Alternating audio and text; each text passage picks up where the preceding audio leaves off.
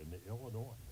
Eagle 102, KJFM, Louisiana Bowling Green, and Eagle 97.5, WBBA, Pittsfield. Area high school football is on the air. Every week, Eagle 102 brings you the best of area high school sports. On air at 102.1, online at kjfmradio.com, and on the KJFM radio app.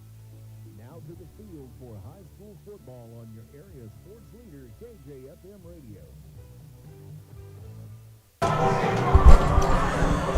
Good evening, one and all. Rodney Dolbear here in Pleasant Hill this evening. I'll have Stacey Martin alongside, as well as broadcast engineer Maddie Ingram. We'll be bringing you the Pleasant Hill Wolves at 1-7 against the Brown County squad at 2-6. We're about 30 minutes away from kickoff on what is an absolutely perfect evening for football. As if anybody happened to catch the broadcast last night, the sun is down. We don't have the west setting sun, so all should be good here this evening. An absolutely perfect night for football. We had some pretty skies after that, though. After that sun was a brutal to you guys in the press box, but had some pretty skies. We should have some good football tonight. Looks like Pleasant Hill is rocking their all-black uniforms, so should be easy for you to see those numbers, right, Rodney? They do have them outlined in something. I don't know exactly what color, but I've seen worse. North Callaway has a jersey combination that is like a dark green with black numbers and like a black outline, and you just can't see them. So tonight is better. I heard the folks in the press box here talking about the switching jerseys, and they had their black jerseys on, and I'm like, oh no. But I think we'll do okay with this evening. Hopefully we will anyway. But again, we're back to the traditional slot of Friday Night Lights this evening, and going to have a good broadcast. Both of these teams have had some struggles this year and certainly are looking to pick up a win. Pleasant Hill tries to move to 2-7 and send Brown County to 2-7 as well. So should have a good time. Stacey Martin, welcome into the booth as well. We'll our first game working together, so I'm sure it will go swimmingly. Oh, well, with you involved, I'm sure everything's just nice and easy peasy. But no, we're going to have a good game tonight. Perfect weather in the fall for a football game, and hopefully two teams put a good showing on tonight, and hopefully Pleasant Hill comes out with a victory. Absolutely. We'll be back with the Bowling Green Pharmacy pregame show after this on Eagle 102 and WBBA Sports.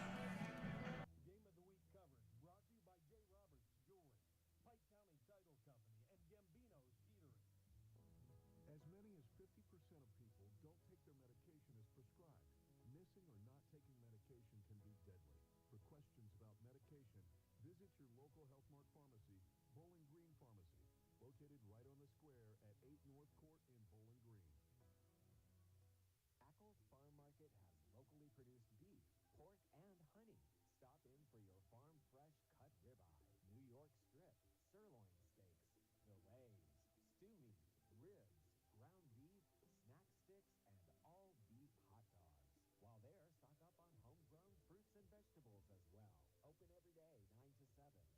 Ackles Farm Market, just off Highway 54 between the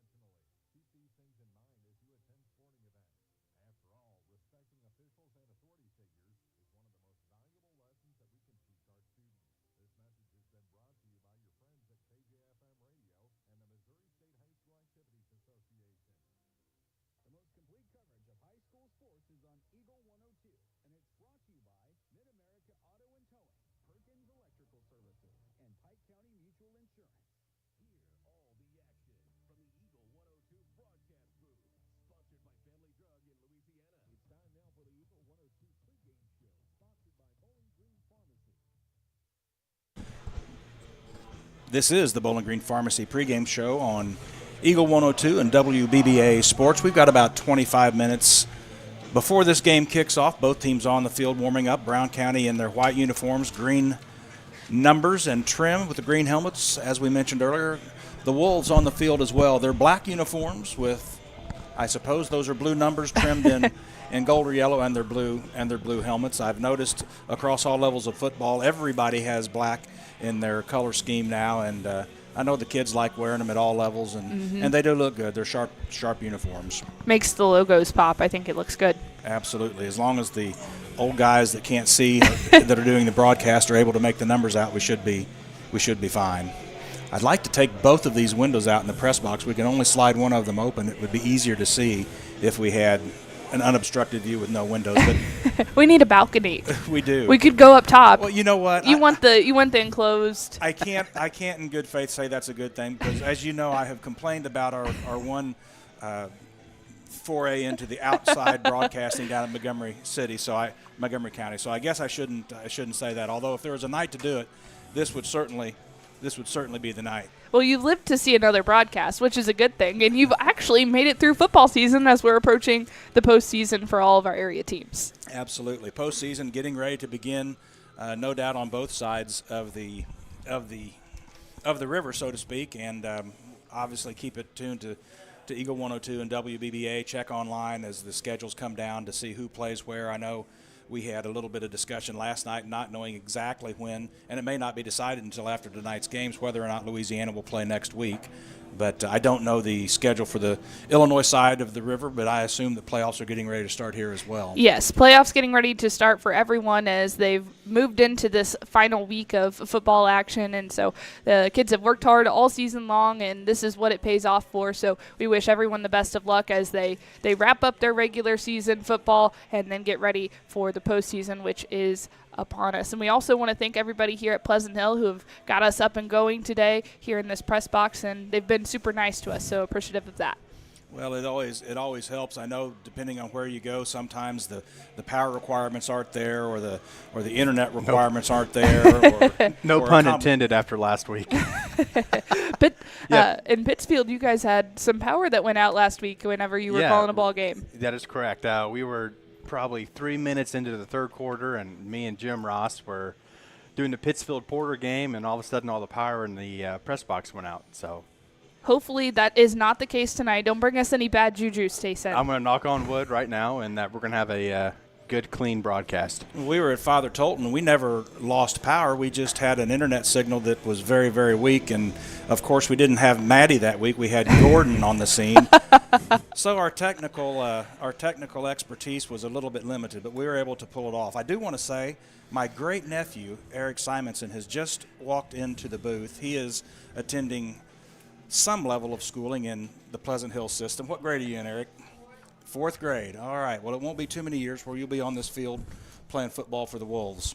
That's where it starts, watching these teams. And so I think tonight's going to be a pretty even matchup, and these two teams competing, and I think it should be a pretty good game that we have settled in for Friday Night Lights. This has been the Bowling Green Pharmacy pregame show. We'll be back with the Vicky Cadwalder Real Estate keys to the game after this on Eagle 102 and WBBA Sports.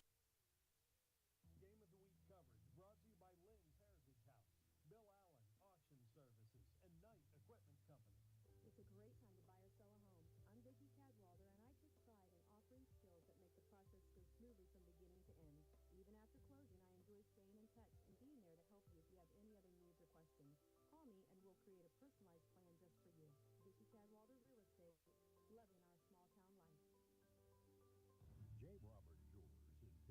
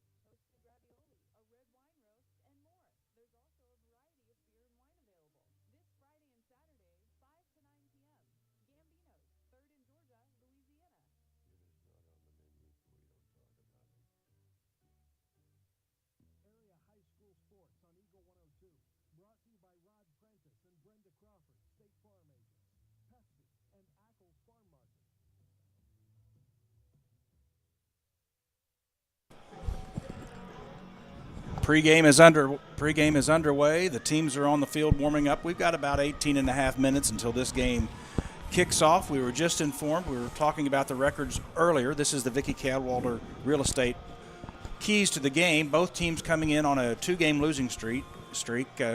Pleasant Hill beat North Green. That would be 3 weeks ago for their only win. And Brown County, the Hornets, have 2 wins as well. And those 2 wins came against Beerstown and Triopia. So, as we mentioned, both teams looking to improve on their record, and I'm sure that they realize that the opposition tonight has had some struggles, so they're looking to get into the win column. We do have some keys to the game, and Stason, what are they? Well, I'm going to start with Pleasant Hill. And for you guys that may have seen Pleasant Hill a lot, you already know this. Some of the guys that may have not heard or seen Pleasant Hill, I'm going to say controlling the football. They say they got buttery hands when they get the ball. They had 6 fumbles alone last week against Unity, and that puts 21 on the year. So that's going to be a big thing. The game is kind of keep possession of the ball. Don't let the defense get a free cookie out of the deal. They need to – the offensive line needs to keep driving through, finishing what they start. I've noticed O-lineman likes to make the running back finish the job instead of them letting them make the running back easier on them. Basically what I'm saying is I've noticed the lineman will block down the field on the run, and then 10 yards down they'll just quit moving. And that gives a chance to defense to catch up to the runner and stop them. Call that finishing the block, and again, at any level of football, you just need to finish the block and never think that because the play happens to be by you that your block isn't important, because the running back will cut back, reverse field, and if you're still finishing your block, your guy's not going to make the tackle. You mentioned the fumbles, and again, at any level of football, you can't make that many mistakes because there's just only so many. A close game might be decided by 6-7 plays, and if you're giving 5 plays away with chains of possession, it puts you behind the 8 ball, and you just have so much more to overcome. Absolutely. I know these games are tough enough as it is. I'm sure the players don't want to be giving those up to the other team. For Brown County, tackling has been a problem for them this year. They have trouble wrapping a guy up, knocking him to the ground. And they just need to control the clock. They seem to play to the other team's strengths, necessarily playing their own strength. And I think the key is just to let quarterback Henry kind of do his thing. He loves to pass. Just try to keep the game in control and let him do his thing. I guess I would say let him cook. Let him cook. Maverick Henry. Now, if that's not a name for a quarterback, I don't know what is. That's for sure. I didn't see any receivers named Goose, unfortunately. I tell you what, and of course we'll get to Top Gun. We'll get to the starting lineups later, but Maverick Henry's a good name for a quarterback, but I kind of like the name of the quarterback for Pleasant Hill as well, Brody Dolbear. Now, Brody and I, of course, are related, but it's fairly distant. The Dolbears that I know would not have been playing quarterback. That includes my brother and myself, but obviously he got a little bit different cut from the athletic genes that maybe you didn't get. Well, thank you, Maddie. I was going to not say it exactly that way, but yes. I don't know. You're a state champ. I'm saying also you're on the Ryder Cup team for Louisiana, so you have some are. kind of athletic ability. I think you're more athletic than me right now. I have a good buddy that has told me plenty of times through the years. He played on the state championship team with me. He said, you're a pretty good golfer for somebody that's that unathletic. I'm like, well, thanks, Brent, but he's probably true. And one of the big things that I think you have to look at is it's late in the season. There's teams that are going to be battling injuries. You're not as healthy as maybe you were that week 1. And so making that final push and getting yourself prepared, you should be able to do those little things right, but still learning in this process as the real season starts here shortly with the postseason. Absolutely. These have been the Vicky Cadwalder Real Estate keys to the game. We'll be taking a short break. Be back with the Community State Bank starting lineups after this on Eagle 102 and WBBA Sports. Game of the Week coverage brought to you by Service and Supply Co-op in Bowling Green and Vandalia. McNaylor and Sons, Backhoe and Excavate, and Pepsi. Community State Bank of Missouri in Bowling Green and Troy, where the #1 priority is the customer and adding new services to help simplify your life and building a strong, high-performance financial services organization. Community State Bank in Bowling Green and Troy. Troy, your community bank since 1887, member FDIC. Catskill Color Wheel has been proudly serving Pittsfield and the surrounding community since 1950 and is an expanded retail area. They began as a paint retailer, handling bitumen Moore and Pittsburgh paints, developing into a full-service decorating center, including wall coverings and Hunter Douglas custom window treatments. Catskill over the years has expanded with home decor, high-quality gift items, bridal and baby registry, an upscale ladies and children's boutique, open Monday through Friday, 8 a.m. until 5 p.m., and Saturday, 8 until noon. Let Catskill's be your one-stop shop, located just off the northwest corner of the square in Pittsfield. At Pike County Memorial Hospital, we know how important athletics are for your kids, but with an active lifestyle, sports become health risks and safety hazards. As a certified athletic trainer at Pike County Memorial Hospital, I work closely with our primary care physicians, orthopedic doctors, and physical therapists. We can make a difference between safe play and dangerous injuries for your athletes. Working with Bowling Green, Crofton, and Louisiana schools, our goal is to provide the best possible outcome for your athletes. I'm Casey Sutton, certified athletic trainer with Pike County Memorial Hospital. I'm at work while your athletes are at play. As many as 50% of people don't take their medication as prescribed. Missing or not taking medication can be deadly. For questions about medication, visit your local Health Mart pharmacy, Bowling Green Pharmacy, located right on the square at 8 North Court in Bowling Green. The best coverage of high school sports on KJFM, brought to you by Community State Bank of Missouri, County Market, Louisiana, and Bowling Green Pharmacy. The Eagle 102 starting lineups on KJFM are sponsored by Community State Bank of Missouri in Bowling Green and Troy.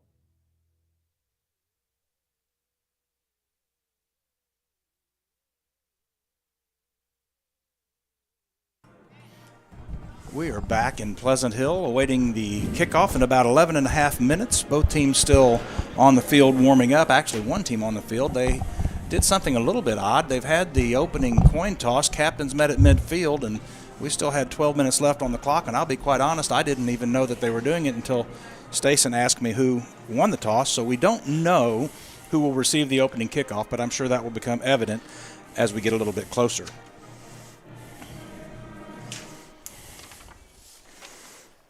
We'll have the Community State Bank starting lineup shortly here on Eagle 102 and WBBA Sports tonight. We will start with Brown County's offense. We got playing tight end number 7, Jack Anderson. Left tackle, Jack Buss. Left guard, Tanner Sitz. Center, Dylan Rice. Right guard, Calvin Schneck. Right tackle, Maddox Wydell. Tight end, Drew Markert.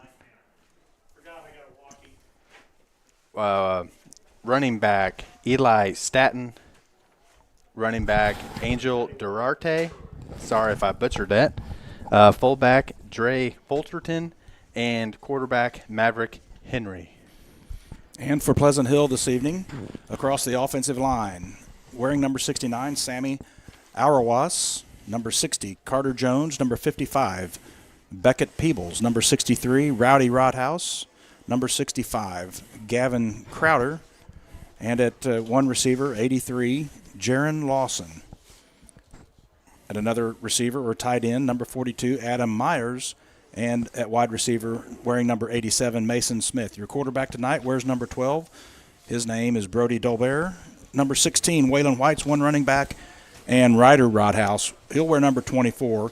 He will be the other running back as well. We did find out that Brown County won the toss and deferred, so Pleasant Hill should get the ball to begin things here as we get ready to get underway. We've got about 9 minutes, 20 seconds left in the pregame festivities before we get things ready to roll.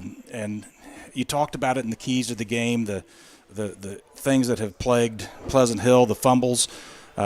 Obviously, penalties are key to any football game, but when you fumble the ball as often as Pleasant Hill has, they clean that up. That's going to give them a much better chance to win the football game. Oh, yeah, I think if they just clean those fumbles up, I mean, I'm guessing they would have been in 5 or 6 more of those games that they, unfortunately lost. Because, I mean, it's like we said earlier, it's hard to come back from fumbling the ball as frequent as they do. And hopefully they worked hard extra on practice. I'm sure the coaches prepared them for that, worked hard. And hopefully tonight they come in and not all changes, and they perform the way that I'm sure they're capable of playing.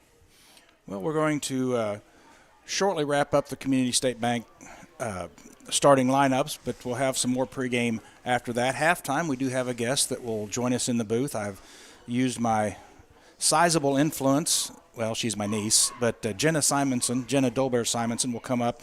She happens to be the cheerleading sponsor here at Pleasant Hill, but also we'll talk about some area activities and local activities in Pleasant Hill. They have a festival tomorrow, a Halloween festival that she'll talk about and give some details and what organizations will benefit from the fundraiser and just overall kind of give a state of what's going on in Pleasant Hill tomorrow.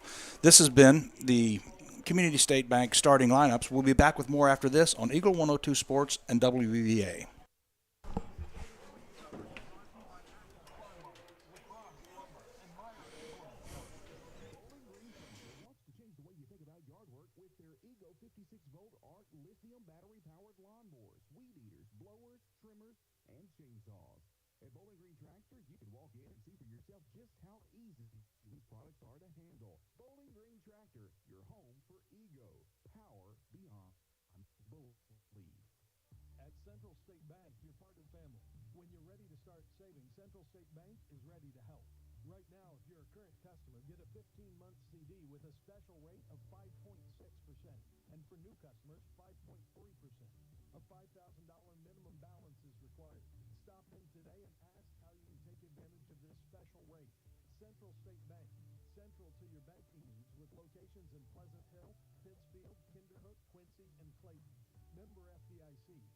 Sarah, Morgan, Sam, and Candy at La Ruth Hair Salon and Tanning on Georgia Street in Louisiana are proud supporters of all the area athletes. Time to get game ready. Stop in and visit the ladies for that clean cut and golden tan. La Ruth Hair Salon and Tanning in Louisiana.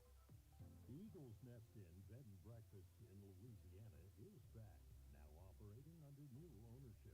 The Eagles Nest Inn B&B is happy to once again provide a charming and inviting lodging experience for your family, friends, and business guests. For reservations, visit eaglesnestinbb.com or call 573-725-5108.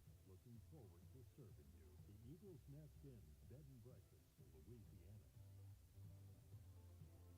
Area high school sports on Eagle 102. Brought to you by People's Bank and Trust, State Farm Insurance, Cindy Blaylock agent, and Bowling Green Pharmacy. Well, starting lineups here in Pleasant Hill being announced even as we speak. 5 minutes and 30 seconds left before they get things underway. As we mentioned, we were told that Brown County won the opening toss and deferred, which should give the Wolves the ball to begin things here. As we mentioned, the starters getting lined out, and again, you couldn't ask for a better night to play football. There's very few clouds in the sky. You see the moon shining down, and hey, there's no sun in our eyes, so that's a good thing as well. You mentioned earlier, Stacey, we were talking in the break that in the film that you've looked at, Pleasant Hill runs the ball probably 90% of the time. So, again, with one of your keys to the game, it's going to be imperative for them to maintain their blocks and give their running backs a chance to get to the second level and hopefully hold on to the football and get some forward progress that way as well. Yeah, on some of the stuff I've watched, Pleasant Hill normally runs the power I, and out of that they do a lot of option. And Dolbear is actually one of those few dual threats that they have. So I was thinking just imperative for the line to be aware of where Dolbear is during the option. There's something that back in the Stone Ages you never really heard is nobody really worried where this Dolbear was at during the option, but that's good. I'm looking forward to see a Dolbear that has some good athletic ability. Nothing against my brother or his son Cliff Dolbear, who played football here for the Wolves as well, but nonetheless, we hope that Pleasant Hill can get things underway and get have some success. It looks like we're going to have the national anthem. We will listen to it as well.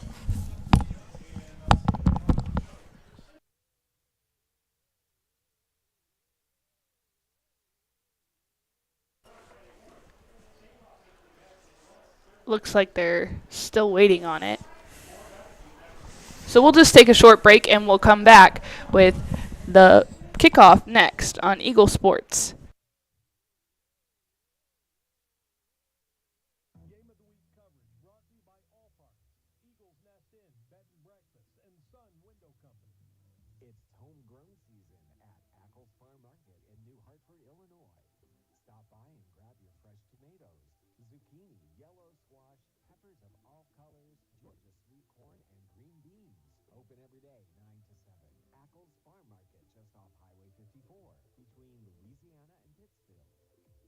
Greatness doesn't happen overnight. It takes time, focus, and dedication.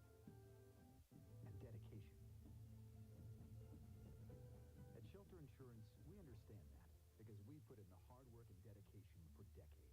And that commitment is paid off with award-winning customer service for your auto, home, and life insurance. Ask me, Ashley Jenkins, about Shelter's auto, home, and life options. Royal Banks is your community bank with locations throughout St. Louis, St. Charles, Northeast Missouri, Granite City, and Jerseyville, Illinois. A Royal Bank branch is not far away. Royal Banks bring experienced staff and products and services designed to meet your professional and personal financial needs. Investing in our community, one client at a time. Call 314-212-1500 today. Royal Banks of Missouri, member FDIC and equal opportunity lender. From the classic cheesesteak and rich crab cake, a taste of Philly in Bowling Green is a fan favorite. A meal ready for you before or after the game, and game day jerseys are welcome. Open 7 days a week. A taste of Philly. Business Highway 54 West in Bowling Green. Geared Up, just off the square in Pittsfield, is your first stop for screen printing and embroidery. The folks at Geared Up take pride in making their communities and schools look great while offering the best prices around. If you're looking to expand your wardrobe or maybe a gift is on the list, stop by their store and check out numerous items in stock. When you're looking for custom apparel and awards for your business, organization, or team, stop by Geared Up, 211 South Madison in Pittsfield. Follow area high school sports throughout the season on Eagle 102. Brought to you by Veolia Landscape Supply, Royal Banks, and a taste of Philly. We are just about ready to get things started. We've had the national anthem. Under a minute left on the clock. The Pleasant Hill Western Wolves will receive the opening kickoff. They will be moving left to right from south to north and back to receive the kickoff for the Wolves. These numbers aren't quite as easy as I thought they were going to be. Oh, I figured they would be hard, unfortunately for us. Well, the deep men are standing at about the 15-yard line, and that the lights aren't quite as strong there. Nonetheless, Brown County's going to tee it up at the 40-yard line. They'll kick it away to Pleasant Hill Western. In the games that I've covered this year, Station, there have not been a lot of deep kicks. Certainly Louisiana doesn't kick the ball that deep, and their opponents have largely kept it away from their return men, although they did kick it deep several times yesterday, and Louisiana was able to run a kick back for a touchdown. So we'll see what kind of field position Pleasant Hill Western will get after this kickoff.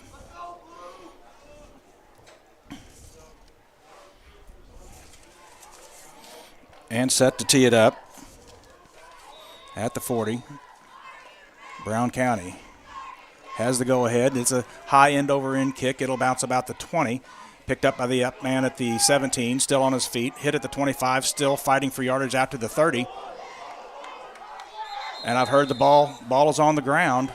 Ball is on the ground at the 31-yard line, and I think they signaled Brown County. I don't know.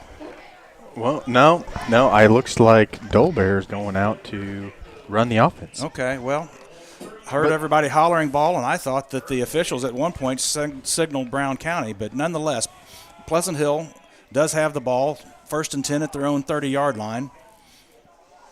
Dolbear huddles 5 yards behind the line of scrimmage. He'll open up with a single back in the backfield. Actually, he's under center in the I formation, single receiver to the near side. Hand off to the fullback up the middle. Nice gain on 1st down, picking up 7, right up the gut. Nice play there. See a number here.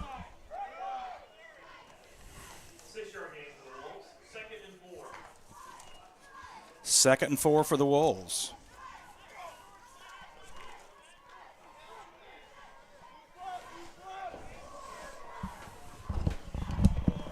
Second and 4, Dolbear comes under center, has a receiver to the near side, puts in motion. He stands on the right hash, I formation. Handoff once again right up the middle. Hit at the line of scrimmage, fighting for yardage. The chains will move.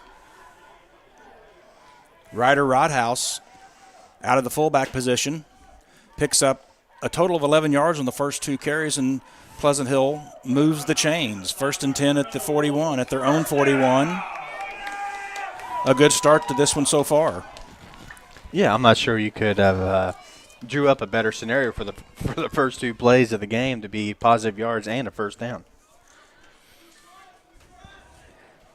I formation, single receiver to the near side, 1 receiver right. Handoff once again, faked by the quarterback Dolbear. He bellies the fullback, heads around the corner to the left side. He's fighting across the 45 to the 47, and a gain of 6 on first down by Brody Dolbear. When I played, we ran most of our offense out of the I formation, and he just ran one of the staples. He bellied the fullback, saw the fullback was covered, pulled it, and went around the corner. Had the tailback in the option formation, didn't pitch it, but picked up about 7 yards on first down. Single receiver to the near side. Handoff this time, the fullback. Going to be close to a first down again. Looks like they'll mark him perhaps just a bit short. Once again, Rodhouse with the carry.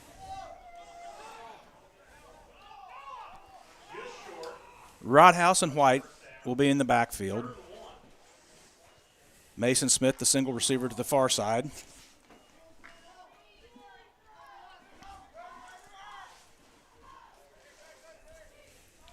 White out comes to the wide side of Smith. Handoff fullback. Now Dolbear keeps it. Tucks in behind his fullback into the second level. Still on his feet. Driving inside the 40 to the 38-yard line. Pleasant Hill has a drive moving. 1st and 10 for the Wolves. I like the option. Look. They'll wind the clock. 9 minutes, 35 seconds left. Pleasant Hill on their opening drive of the evening, and a good one it is to this point. 1st and 10 at the Brown County 39-yard line.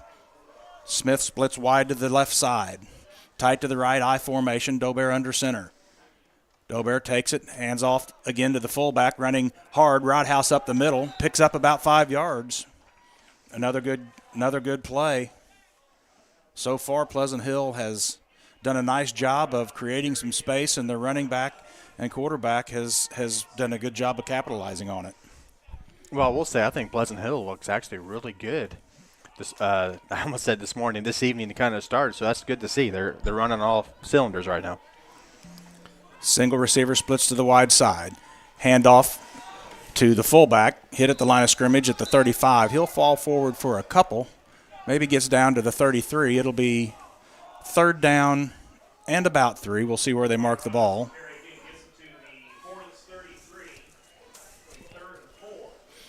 They're going to call it 3rd and 4 as we come under the 9-minute mark. 8.5 minutes. Play comes in from the sideline.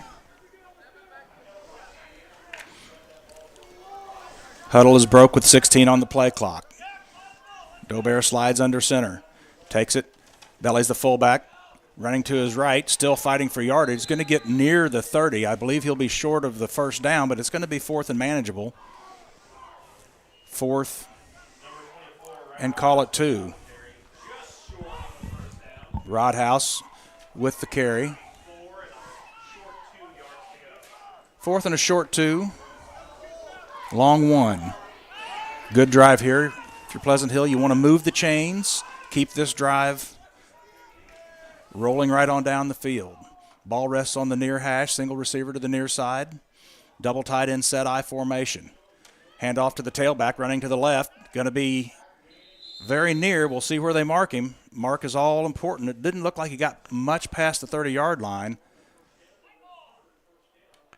And I think the Brown County team thinks it's a first down their way, turnover on downs. They're going to bring in the chains, it looks like. Well, if they had 2 to gain from where the ball was at, I don't think they gained 2. So we'll see what they See what they see when they bring up the chains. They are going to bring the chains out, and while they do that, I mean, so far so good for Pleasant Hill on their opening drive. Clean football, penalty-free football, no fumbles, and nice job, gaining some positive yardage. Yeah, I mean, this is the Pleasant Hill that I expected to see tonight. So it's good to see that they're doing that, as we see that they did not get the first down. It will be Brown County's football. Brown County takes over on down, so the drive stalls. Brown County will have it at their own 30. So a 40-yard drive from Pleasant Hill stalls. Now Maverick Henry and the Brown County Hornets come out and have their first offensive possession of the game. 7 minutes, 26 seconds left here. First quarter in a scoreless game. Henry under center, handoff to the near side, getting the corner to the 44-yard line, out of bounds. That was Duarte, Angel Duarte. Just a handoff to the tailback. He made a jump step to his left, and no one home for Pleasant Hill Western as he was able to get the corner, move the chains, picked up 14 on first down.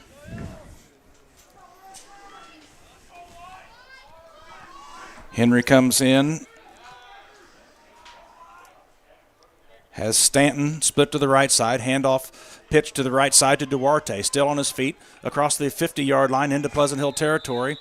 Going to be very near first down yardage again. And so far, Duarte is a load. They may mark him just a bit short. Well, see, there's a flag on the play, kind of in the backfield. I'm not sure if it's yep, it is holding on Brown County. Well, first miscue goes against Brown County. So they were looking at second and short. Now you're looking at first and something much more.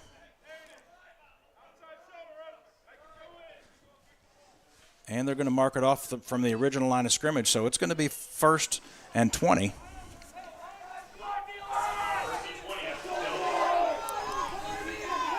In the early goings, it looks like number 1, Angel Duarte, is going to be a featured ball carrier. He has quite a bit of size and has some moves as well. Pleasant Hill's going to have to find a way to get him to the ground.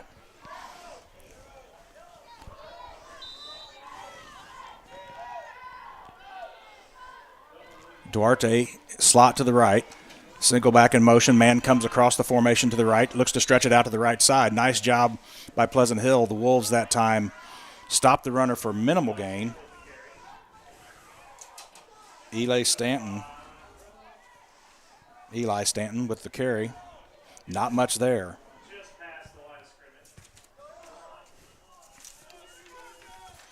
Second and nearly 20 after no gain on first down. Brown County behind the chains. The Wolves need to keep them there. Under center, Henry. Handoff coming to the near side, Duarte. Dodges one man at the line of scrimmage. He's going to pick up about 3 or 4, but not much more than that. Another good series for Pleasant Hill. It's going to bring up third and long and a chance for the Wolves to get out of the possession. Ball will be spotted at the Brown County 45. So Brown County operates with one back in the backfield, and you've got 2 tight ends and oftentimes 2 what I would call halfbacks or H-backs outside of them, and your H-backs come in motion, and a lot of times if it doesn't go to the running back, it just gets pitched to one of the H-backs. 2 backs in the backfield this time. Henry under center. Pitch to Duarte running to the right side. Looks to turn the corner. Hit there. He'll be tackled at about the 53-yard line. Nice gain. It's still going to be short, but it's going to be 4th and short. 4th and about 2. So an opportunity for the Wolves to have a turnover on downs as well. 4th and 2.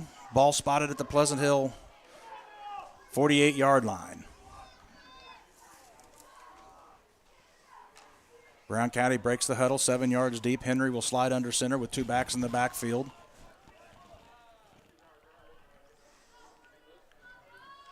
Pitch to the right side. Duarte turns the corner. He's going to get the first down yardage. Still on his feet to the 30, to the 25. 1 man to beat to the 15, 10, 5. Touchdown, Brown County. And the Hornets jump out on top.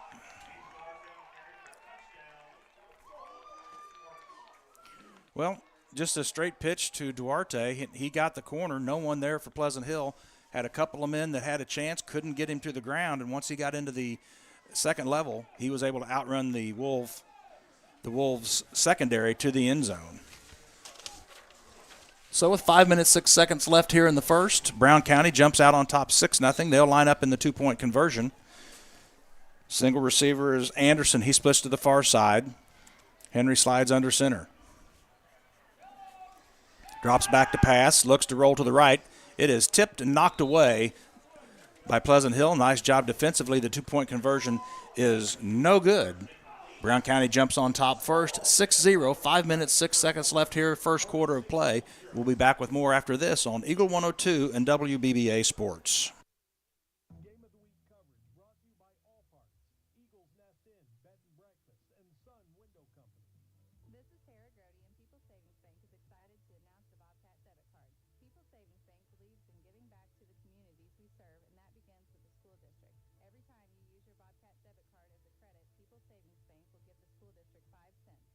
That may not sound like a lot of money, but since starting this program 6 years ago, PSB has been able to give back over $120,000. Open an account online at ourpsb.com or stop by our branch. We are the one with a bright blue roof.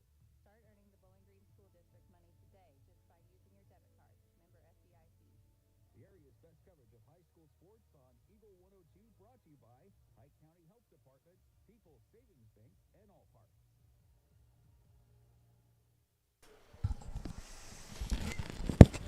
So we are just about 5 minutes left here, first quarter. Brown County jumps out on top 6-0. Two-point conversion was not successful.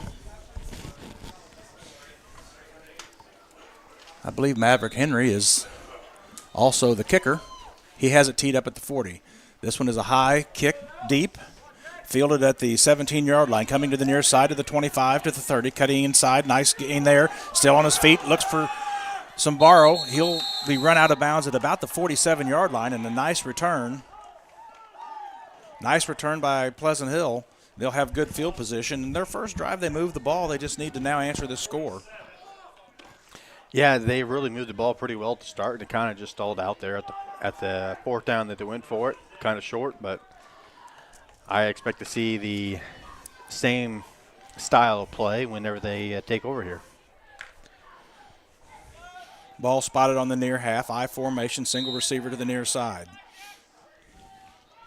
Double tight end set. Dolbear under center.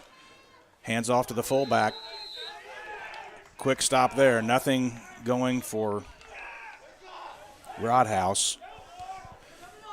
They might give forward progress, called a yard gain. So Brown County has become wise to that play, and they've moved some extra men into the box. So Pleasant Hill is going to have to find a way to take advantage of the edge. Maybe belly that fullback and run your option look with your tailback. Single receiver near side. Handoff's on the ground. I think Dolbear is going to fall on it. There's the first fumble. Pleasant Hill did recover it, so no change of possession, but you lose it down. It's going to be third and a little over 10. Officials wind the clock as they spot the ball. As we approach 4 minutes left in the first quarter, Brown County on top of Pleasant Hill Western 6-0.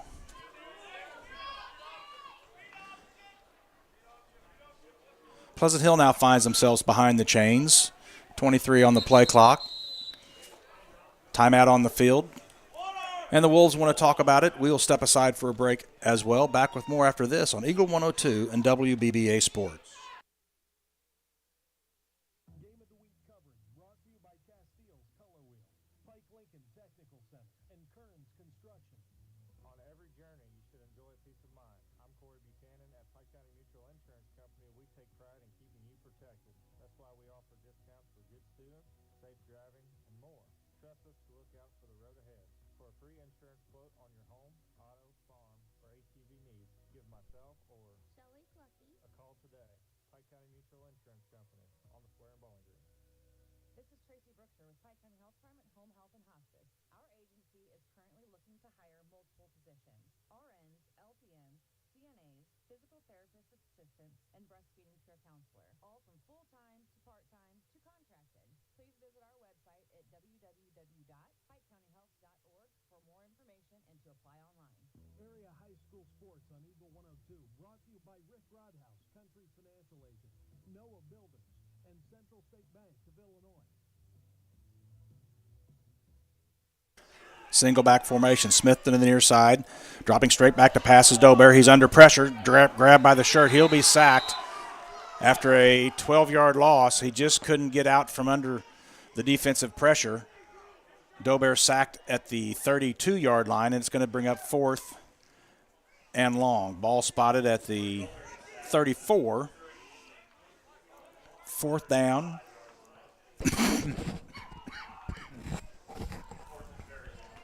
And punt formation for the Wolves.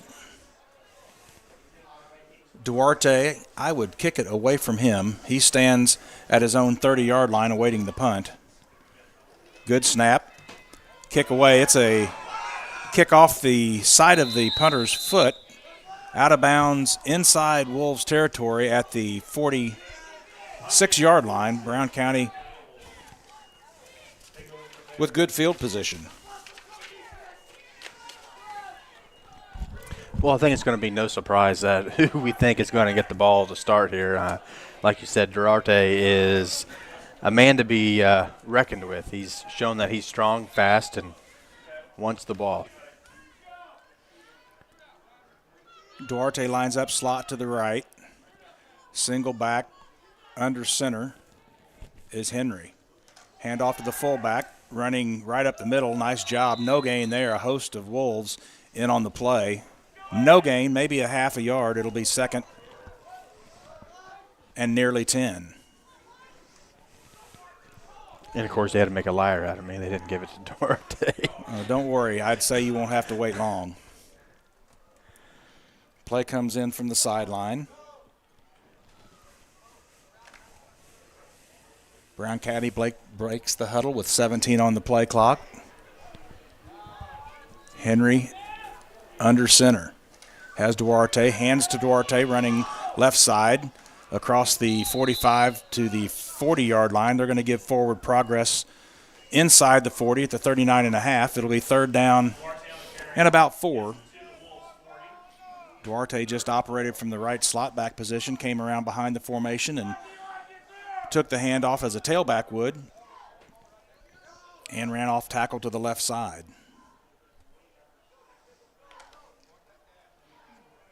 Ball spotted just inside the Pleasant Hill 40-yard line. Henry under center with the single back in the backfield. Takes the snap. Handoff running to the right side. Into the backfield. The second level, drugged down by the defensive backs at the 22-yard line. Make it the 27. 1st and 10, Brown County.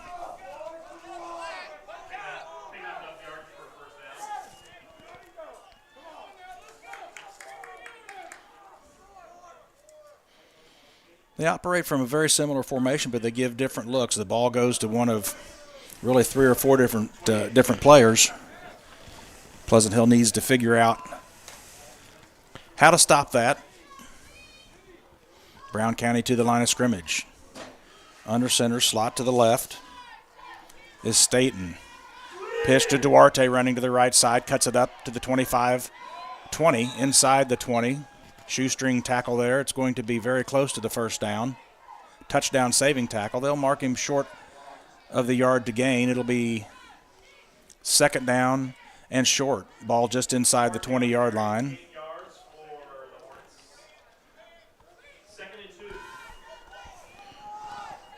So Duarte and Staten operate as the 2 slot backs primarily. Now there's 2 backs in the backfield with only 1 slot back. That's Staten. Hand off to the up man. He's fighting for yardage. He'll have the 1st down near the 15.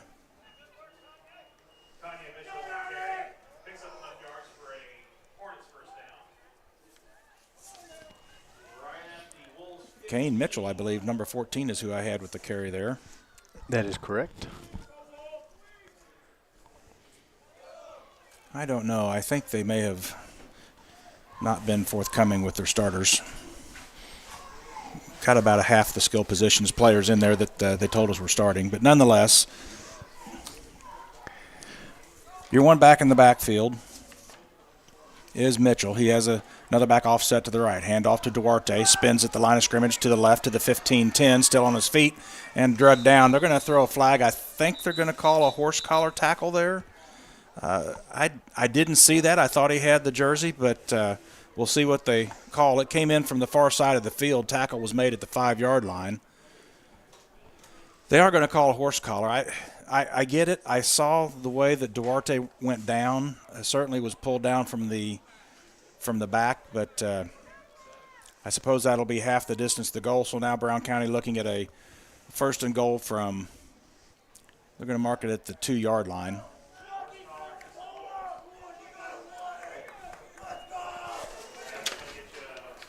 First and 10. 3 seconds left in the first quarter of play. They'll wind the clock and let the time expire. After one here in Pleasant Hill, 6-0 Brown County, they'll have the ball first and goal from the 3 when we come back on Eagle 102 and WBBA Sports. Game of the Week coverage brought to you by West End Cabins and Storage, Central State Bank of Illinois, and Missouri State Representative Chad Perkins. Ingram Plumbing has always been known for its outstanding plumbing service. But did you know that Ingram's is also the largest retail plumbing supply store in the area? We carry Delta faucets, a complete line of Whirlpool tubs and showers, jacuzzi pumps, and many other specialty items. At Ingram Plumbing, we're ready to meet all your plumbing needs. I should know. I'm Bonnie Ingram, and I've worked there for over 50 years. Stop by Ingram Plumbing today, Highway 61, Bowling Green. Tonight's game is not only a competitive contest between these two schools, but it's also an educational experience for the students involved. Because high school activities are about learning life values, your friends at Eagle 102 and the Missouri State High School Activities Association remind everyone to do their part in keeping our hometown sports a positive experience for everyone. When you attend your next game, do your part to help rekindle the spirit of citizenship by showing good sportsmanship. You'll be teaching a positive lesson, and you'll be preserving a proud tradition in the state of Missouri. Area High School Sports on Eagle 102, brought to you by Cellular and Satellite Center, Pike County Memorial Hospital, and Community State Bank of Missouri. Bringing you all the action from the Eagle 102 broadcast booth, sponsored by Family Drug in Louisiana. We have an area high school football score to pass along. The Bowling Green Bobcats have senior night tonight. They are up 24-0 currently, and they're still in the first quarter over North Callaway. First and goal from the 2-yard line and a touchdown. It looks like Kanye Mitchell takes it off tackle right, and Brown County extends their lead to 12-0, just underway in the second quarter. Had it first and goal from the 2.5 after the first down run and subsequent horse collar tackle. The Hornets able to capitalize and push their lead to 12. They'll line up for a 2-point conversion. 2 backs in the backfield behind Henry. He hands off to Duarte running to his left, cuts it in off tackle left into the end zone. The 2-point conversion is good. We are now at 14-0 Brown County, just underway second quarter. Back with more after this on Eagle 102 and WBBA Sports. Game of the Week coverage brought to you by Bibb Beach and Collier Funeral Homes, Edward Jones Financial Advisor Kayla Caldwell, and Silex Banking Company. Gambino's Eatery, downtown Louisiana, is open for dinner this Friday and Saturday, 5 to 9 p.m. Savor the flavors of Italian-American cuisine with a twist. Create your own pasta dish with your choice of pasta, meat, veggie, and sauce. Also, breadsticks, toasted ravioli, a red wine roast, and more. There's also a variety of beer and wine available. This Friday and Saturday, 5 to 9 p.m. Gambino's, 3rd in Georgia, Louisiana. It is not on the menu. We don't talk about it. J. Roberts Jewelers in Pittsfield is more than just a place to purchase exquisite jewelry. They offer a wide range of services, including on-site jewelry and clock repairs, in addition to personalized engraving services. With J. Roberts Jewelers' high-quality engraving equipment, they can turn any item into a one-of-a-kind keepsake. To top it off, J. Roberts Jewelers in Pittsfield offers a complimentary jewelry cleaning and inspection service. J. Roberts Jewelers, just off the northwest corner of the square in Pittsfield. Follow Area High School Sports on KJFM Radio, brought to you by Brown's Processing and Smokehouse Meats, Young Enterprises, and Family Drug. On the kickoff from Brown County, a great return for Pleasant Hill all the way out to the 50-yard line, and the Wolves are in business. They'll mark the ball just inside Brown County territory, and good field position for this drive the Wolves need to answer. They'll spot the ball here on the near hash. Dolbear sets the huddle at the 53. Just underway second quarter. Brown County has scored twice. They lead 14-0. Single receiver to the near side. Two backs, the I backfield. Slot to the right. Hand off to the tailback at the line of scrimmage, fighting for yardage. He'll fall forward to about the 45. Gain of 4 on first down. Waylon White with the carry. He's your tailback. Rodhouse has been operating as your fullback. Had the bulk of the carries on the first series. Nice gain on first down, 2nd and 6. Dolbear under center. Got a penalty, I believe, our second penalty of the game. False start against the Wolves. That'll move the ball back. 2nd and 11 after the penalty. Getting behind the chains. Ball will be spotted just outside on the Pleasant Hill side of the 50-yard line. 2nd and 11.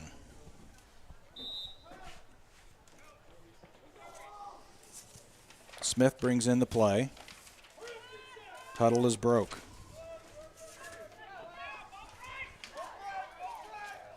I backfield, Dolbear. Fakes, looks to throw, has a man open in the flat. Caught at the 35-yard line. 30, 20, 25, still on his feet. Inside the 15-yard line, all the way down to the 10, and a nice explosive play by Pleasant Hill. Looks like the ball was knocked out from behind. They had to go and recover it. Ball was knocked out. The ball's going to be spotted all the way down near the goal line. Well, let's see where they're going to spot the ball. See, that was a great time for a pass play. That kid was wide. Myers was wide open when he caught that. First down. They're going to give him the progress after the fumble. Pleasant Hill in business inside the 5. 1st and goal from the 3-yard line. I formation. Handoff into the backfield. Running to the left. Into the end zone. Touchdown, Wolves. Waylon White gets Pleasant Hill on the board. What a nice drive. Waylon White takes it in from 3 out. Pleasant Hill on the board. They have 6. Cuts into the Brown County lead. Pleasant Hill will stay on and go for 2. 10 minutes, 58 seconds left here. Second quarter of play. A 3-yard run by White. Going to have I believe it should be a offsides against the defense. I know the left defensive tackle jumped. We'll see what they call. They're going to call a false start against Pleasant Hill. Perhaps the movement on the defensive side drew Pleasant Hill offsides. Nonetheless, so the 2-point try will now take place from about the 8-yard line. A little more distance to cover. It was a nice pass play, first pass play of the game, and they worked off the play action, which you're running that I formation. That sets you up for play action, and they did a nice job as Myers was wide open down in the left flat and nearly took it to the house. Dolbear under center, I formation. Drops back, looks out, rolls to his left, has a man in the end zone. I believe it is caught. The 2-point conversion is good. Pleasant Hill draws to within 6, 14-8, 10:58 left here, second quarter of play.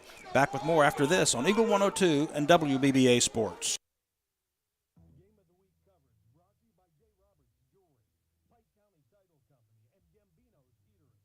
High school sports on your area sports leader, Eagle 102. Brought to you by Bowling Green Tractor, Vicky Cadwalder, Real Estate, and Ingram Plumbing. At Central State Bank, you're part of the family. When you're ready to start saving, Central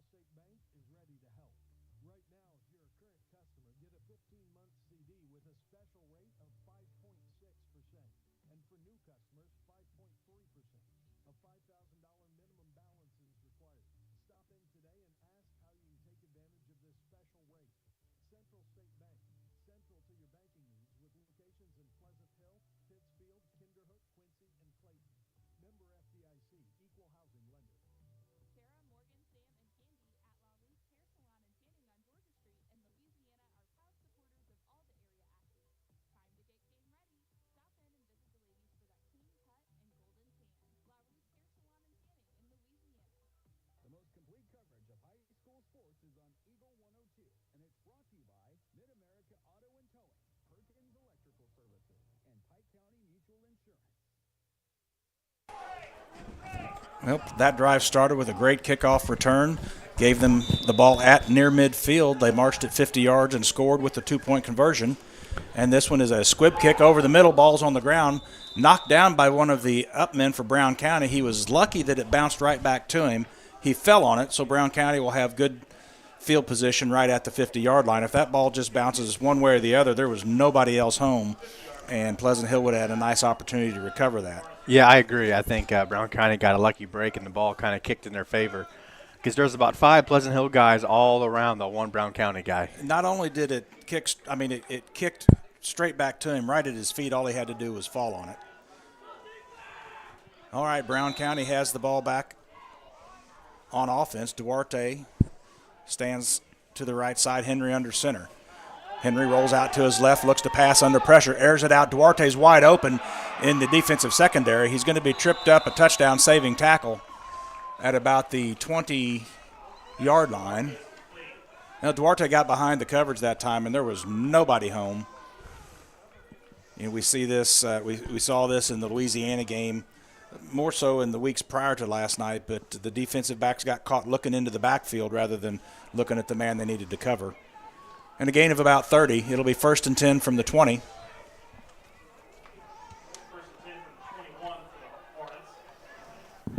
Hornets have it 1st and 10, 2 backs in the backfield. Hand off to Duarte, runs to the left, cuts it back inside, all the way across the formation. He's going to go all the way to the end zone, walks it in. He is a very shifty runner, to say the least. He was looking to take that to the left edge and then just made a jump cut, cuts it back to the middle of the field, scores the touchdown from 20. 10:23 left in the second quarter. Brown County extends their lead to 20-8. Duarte is a load to handle. Both these teams appear to be content going for two-point conversions after their scores. Brown County has a good kicker. He's kicked it deep on kickoffs. Henry slides under center. Pitches to Duarte, coming to the near side, has blockers, cuts it up at the 5, and dances into the end zone. Two-point conversion is good. 22-8, 10:23 left, second quarter. Back with more after this on Eagle 102 and WBBA Sports. Game of the Week coverage brought to you by Lynn's Heritage House, Bill Allen Auction Services, and Knight Equipment Company. Bib Beach Funeral Homes and Collier Funeral Homes in Bowling Green, Silex, and Louisiana are the ultimate providers of creating healing experiences in the community. We have years of experience caring for families and are dedicated to excellence in service and have the highest integrity. Bib Beach Funeral Homes and Collier Funeral Homes, offering sincere and caring service in your time of need. With 14 stores across Missouri and Illinois, La Crosse Lumber Company provides lumber, quality products, and service to homeowners, builders, DIYers, and more. With some of the top brand names in the business available, La Crosse Lumber has what you need for your next project. Stop into any location for a free estimate before you start your next build. La Crosse Lumber Company, the oldest, most reliable lumber and hardware company in the Midwest since 1873.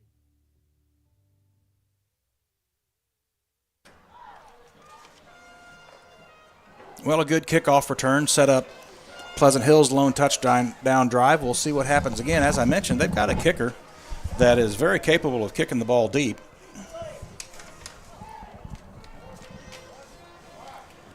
Noah Eplogan is the kicker. I misspoke earlier. It is not the quarterback, Henry. But he has a good leg. He has kicked it inside the 25 with regularity. He tees it up at the 40.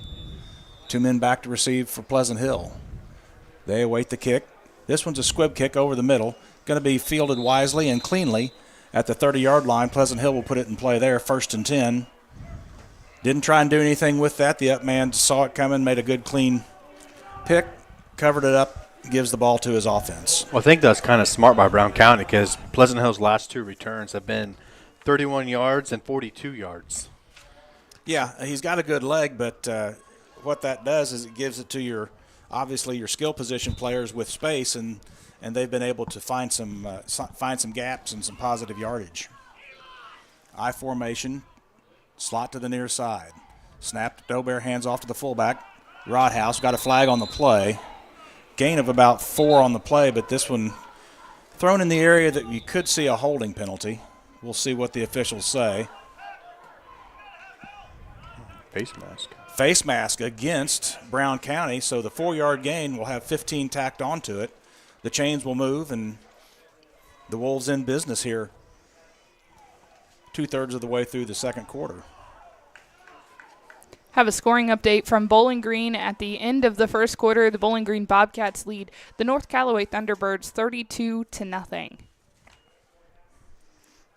It's our final regular season game as they prepare for district play. Dobear takes the snap, hands off to the fullback. Rodhouse comes to the near side to the 45, 50. Another nice gain inside Brown County territory. Rodhouse with the carry. They'll be spotted at the 49. They'll actually spot it at the 48. 22 yards so far on this drive, and the offense looking strong for Pleasant Hill.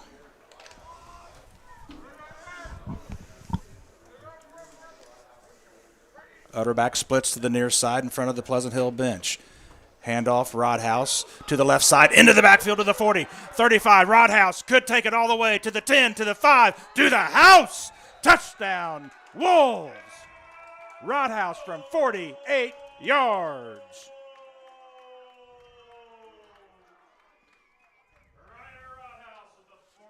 That was a lightning strike. 22-14. 9:47 left to play here in the second quarter.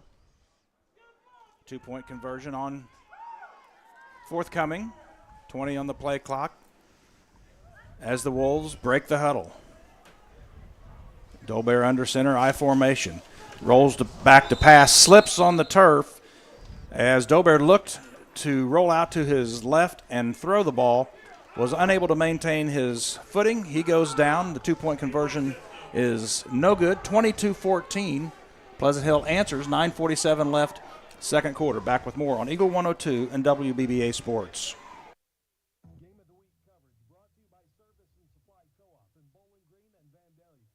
McNailer and Sons, Backhoe and Excavate, and Pepsi. Geared Up, just off the square in Pittsfield, is your first stop for screen printing and embroidery. The folks at Geared Up take pride in making their communities and schools look great while offering the best prices around. If you're looking to expand your wardrobe, or maybe a gift is on the list, stop by their store and check out numerous items in stock. When you're looking for custom apparel and awards for your business, organization, or team, stop by Geared Up, 211 South Madison in Pittsfield. Bowling Green Veterinary Clinic knows that getting the best care for your pet is a top priority. They strive to provide the greatest quality medical and surgical care for our furry companions.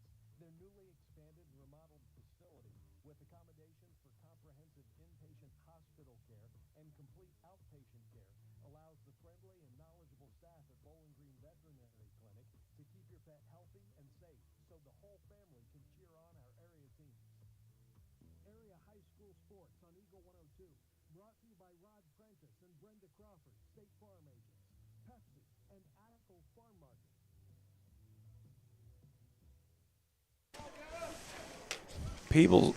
Peebles tees it on the 40. The way the ball is sitting on the tee, I'm expecting some kind of a squib or onside kick, and he kicks it deep, so shows what I know.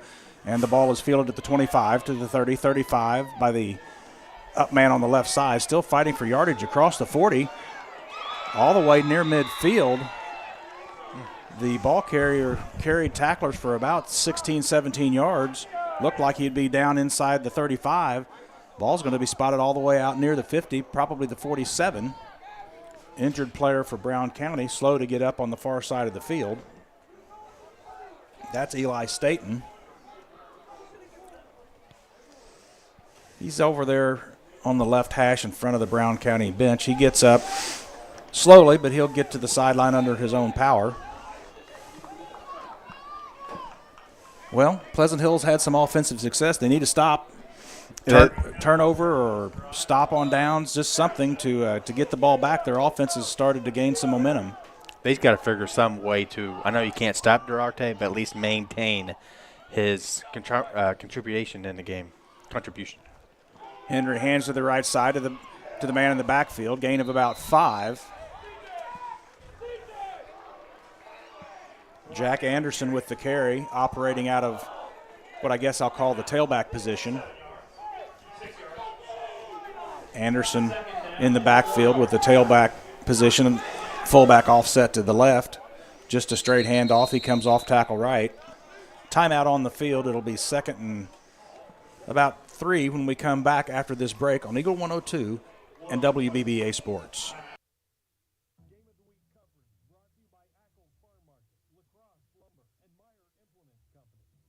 Great hair doesn't happen by chance. It happens by an appointment with PJ Salon. Make your appointment today and look your absolute best. Gift certificates for your someone special are always available. And walk-ins are welcome at PJ Salon. You may have 99 problems, but your hair doesn't have to be one of them. PJ Salon in Louisiana. Since 1939, Meyer Implement Company has been serving the local agricultural and business communities with quality sales and service. Meyer Implement has also taken great pride in supporting those communities and would like to wish the area sports teams the best of luck throughout their seasons. Be sure to stop by and visit the people who truly appreciate your business. Meyer Implement Company in Bowling Green. The best coverage of high school sports on KJFM, brought to you by Community State Bank of Missouri, County Market in Louisiana, and Bowling Green Pharmacy. Well, Anderson picked up 6.5. It'll be second down and about 4. 9 minutes, 11 seconds left, second quarter. 22-14. Brown County has the ball and an 8-point lead. Henry under center. Handoff to Duarte running to the left in the backfield. They have him hemmed in. They're going to get him to the ground, but not after getting back to the line of scrimmage and picking up 1 or 2. Much better job that time, but Duarte's shifty. There's a flag on the play as well. This is going to be a hold against Brown County. So instead of 3rd and short, they're going to be looking at probably 2nd and somewhere around 10 or 11, maybe a little bit further. And, okay, the Wolves now have the Hornets behind the chains, need to keep them there and get out of this possession.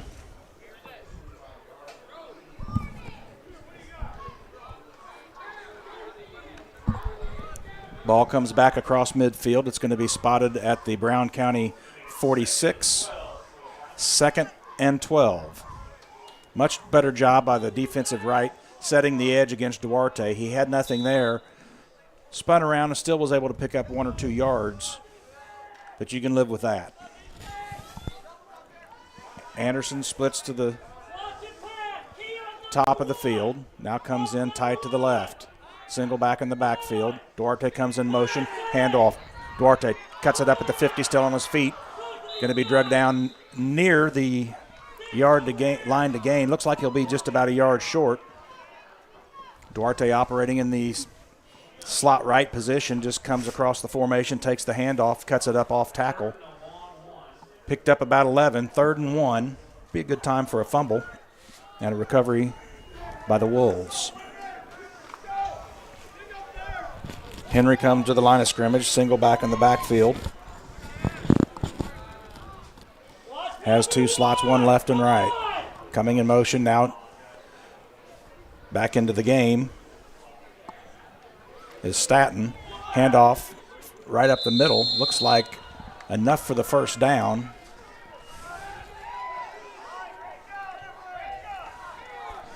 First down, the chains will move. Trey Fullerton with the carry.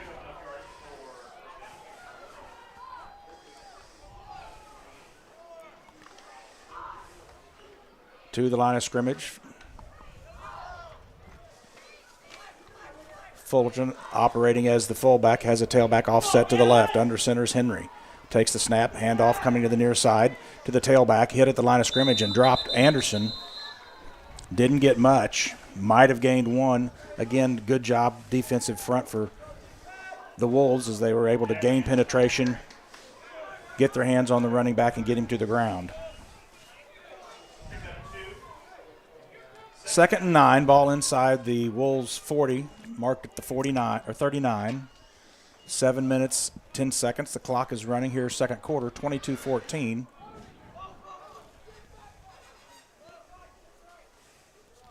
Some kind of play calling change at the line of scrimmage here from Brown County. And there was some confusion in the Brown County backfield.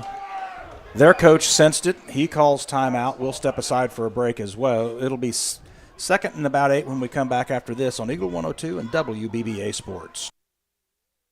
Game of the Week coverage brought to you by Allpark, Eagles Nest Inn, Bed and Breakfast, and Sun Window Company.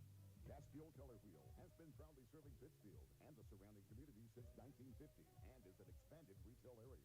They began as a paint retailer handling Benjamin Moore and Pittsburgh paints, developing into a full-service decorating center, including wall coverings and Hunter Douglas custom window treatments. Catskill over the years has expanded with home decor, high-quality gift items, bridal and baby registry, an upscale ladies and children's boutique. Open Monday through Friday, 8 a.m. until 5 p.m., and Saturday, 8 until noon. Let Catskill's be your one-stop shop, located just off the northwest corner of the square in Pittsfield. Brown's Auto Body on Highway 54 in Louisiana is here for all your auto body needs. They work with all insurance companies and are happy to help you navigate through the process. Brown's Auto Body is also a proud supporter of area athletes, wishing them all the best of luck throughout the season. Area high school sports on Eagle 102. Brought to you by People's Bank and Trust, State Farm Insurance, Cindy Blaylock agent, and Bowling Green Pharmacy. After the break, Duarte off tackle to the left side, still fighting for yardage inside the 35. He'll be marked down around the 33. And that's going to bring up a third down and about 3. It's the second quarter at Bowling Green High School. The Bobcats strike again, 46-0 as our score. 3rd and 3. Certainly expect this to be 4-down territory for the Hornets. Play comes in from the sideline, 20 on the play clock. 6 minutes, 20 seconds on the game clock. Hornets to the line of scrimmage. Duarte offset, eye to the right. Handoff pitch to Duarte coming to the near side. Looks to get the corner to the 30, cuts it back inside the 30. Still on his feet, 25, all the way down near the 20-yard line. They'll be marked about the 21. The chains will move. Duarte just shows nice patience. He let his blocks develop in front of him. He didn't try and force anything and picked up 10 or 11 yards. he definitely has his mark on the game so far. That's his 10th carry, 137 yards and 2 touchdowns. It's no shock to see who the main guy for Brown County is on this team. Duarte lines up slot to the right. Mitchell, the lone back in the backfield. He stands a yard behind the quarterback. Duarte in motion. Handoff to Mitchell coming to the left, off tackle left, across the 20-yard line. Falls forward to near the 15.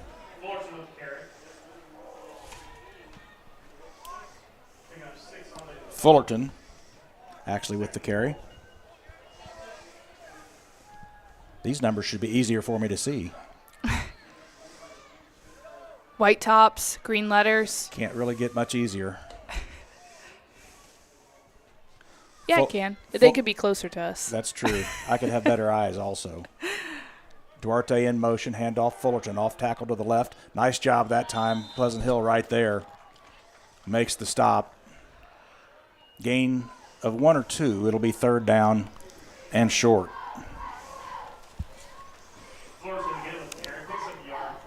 just over 4 minutes away from halftime. It's the Brown County Hornets, and they're leading the Pleasant Hill Wolves 22-14. Maddie Ingram, Rodney Dolbear, and Stacey Martin. Stacey Martin, how about that? Oh, I can call you Stacey, right? You'd be surprised how many names I've been called. I was going to say, Stacey Martin. I hadn't heard that. I've been calling him the wrong name. I'll have to remember that. It's been Stacey for a while.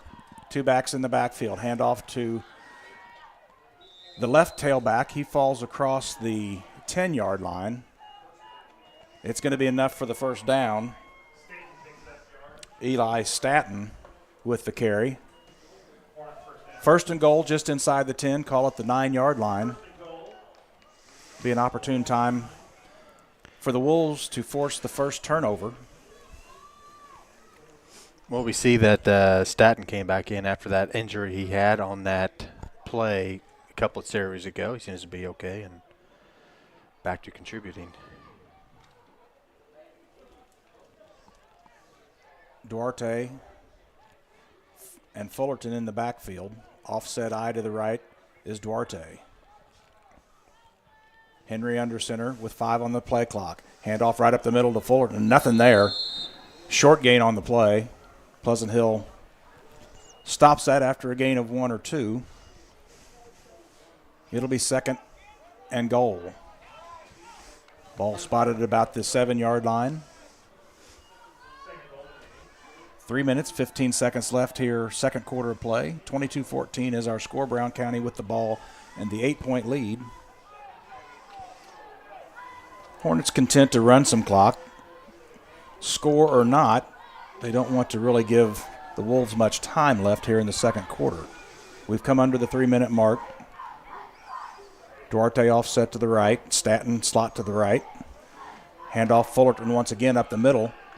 Gain some yardage. We're going to see where they mark him down. Touchdown. Fullerton off tackle, right up actually off the guard. He takes it 7 yards, gets in for the touchdown. Well, we've had one official on the far side of the field signaled the touchdown, and he was the only official that signaled it. But since then, the other officials have confirmed it. Touchdown counts. 28-14 is the score. 2:45 left here, second quarter. 2-point conversion attempt forthcoming for Brown County. Well, I don't believe so. They're going to try and kick it this time. This is not their kickoff specialist. Snap back, ball down. Kick is blocked. It is blocked and turned away by Pleasant Hill. The conversion attempt fails. 28-14 is the score. 2:45 left in the second quarter of play when we come back after this on Eagle 102 and WBBA Sports. Game of the Week coverage brought to you by Allparts, Eagles Nest Inn, Bed and Breakfast, and Sun Window Company. Don't have time to stop by the bank? That's not a problem if you're a customer of People's Bank and Trust. With our mobile and online banking service, you can now bank from anywhere. Deposit checks, pay bills, transfer funds between accounts, check the latest activity on your account, and view images of your checks, all from the convenience of your desktop and smartphone. So start banking on your schedule and download the People's Bank and Trust app today. People's Bank and Trust, hometown banking the way it should be. Member FDIC. Ackles Farm Market in New Hartford, Illinois is the place to stop for the freshest fruits. You can find California strawberries, sweet cherries, peaches, and nectarines, plus Texas seedless watermelon. Ackles also has local beef, pork, and honey available. Open every day, 9 to 7. Ackles Farm Market, just off Highway 54, between Louisiana and Pittsfield. Follow area high school sports throughout the season on Eagle 102. Brought to you by Veolia Landscape Supply, Royal Paints, and a taste of Philly. Brown County set to kick it away after scoring the touchdown. 28-14. The lead is 14. The Wolves will have 2 minutes, 45 seconds, give or take. This kick's over the middle, fielded by the up back to the far side of the field, still on his feet. Gets out near the 45-yard line, so the Wolves will have good field position. And that kick got off the ground and was fielded easily, and a good decision that time by the up back to go ahead and pick up some yardage that was right there in front of him. First and 10 Wolves, 55 yards from the end zone. Certainly they've shown the ability to move the ball, and They'll have 2 minutes, 41 seconds to get into the end zone. Ball spotted right in the center of the field. Single receiver, top of the field, I formation. Handoff fake. Dober comes to the left side across the 50. He'll be drugged down at about the 47. Gain of about 6 on first down. Wolves run tempo as the clock continues to run. 2nd and 4. Single receiver splits to the wide side. I formation. Dober takes, bellies the fullback to the near side. Rodhouse to the 40. The chains will move inside the 40 to the 39-yard line. Clock will stop as they move the chains.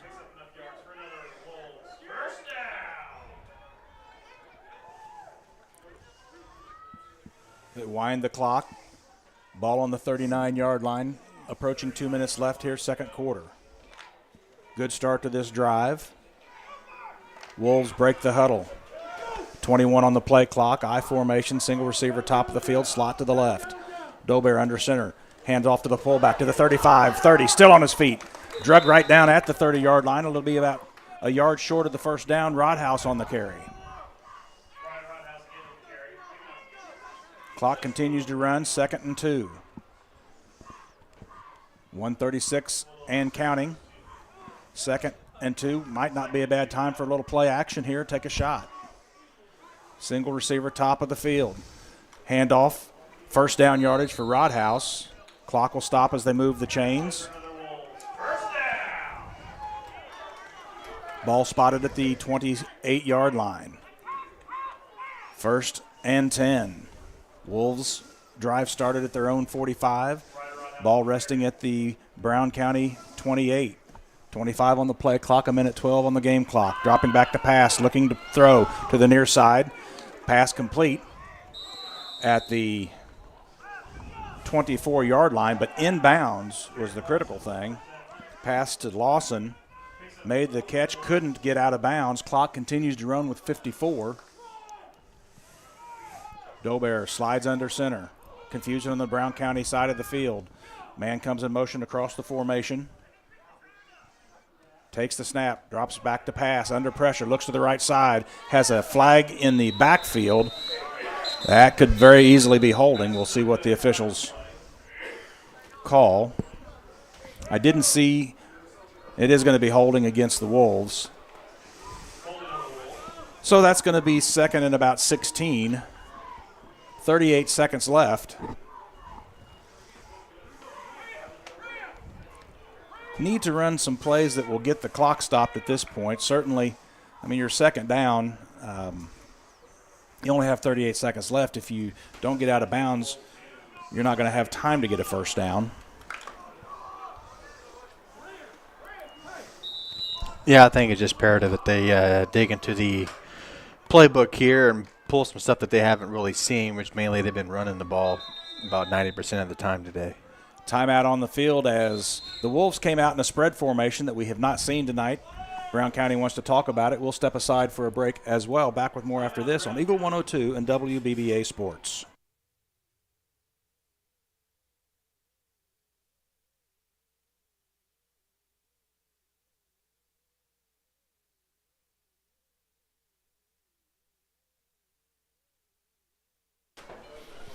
Yeah, so I think Brown County noticed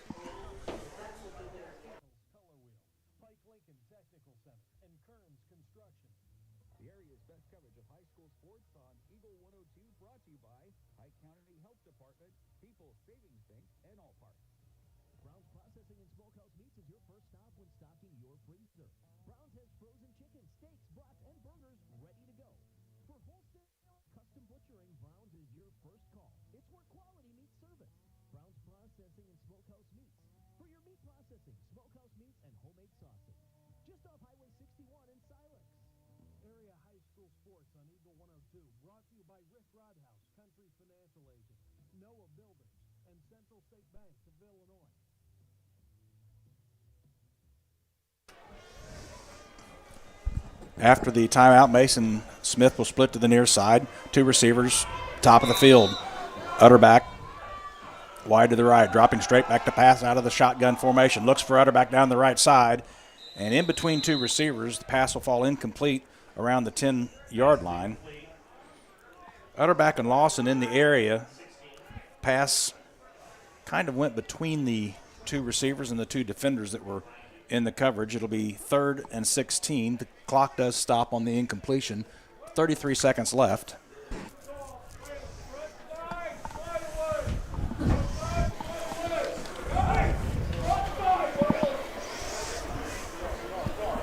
Dolbear out of the shotgun, has 3 receivers top of the field. Drops straight back to pass, looks to the right side, has a man, dropped at the 27-yard line. Pass incomplete, intended for Mason Smith. Hit him right in the hands, looked to turn just a split second before he caught the football. I know he was wanting to get out of bounds because that's exactly where he was looking. So it's 4th and 16, 30 seconds left here, second quarter of play.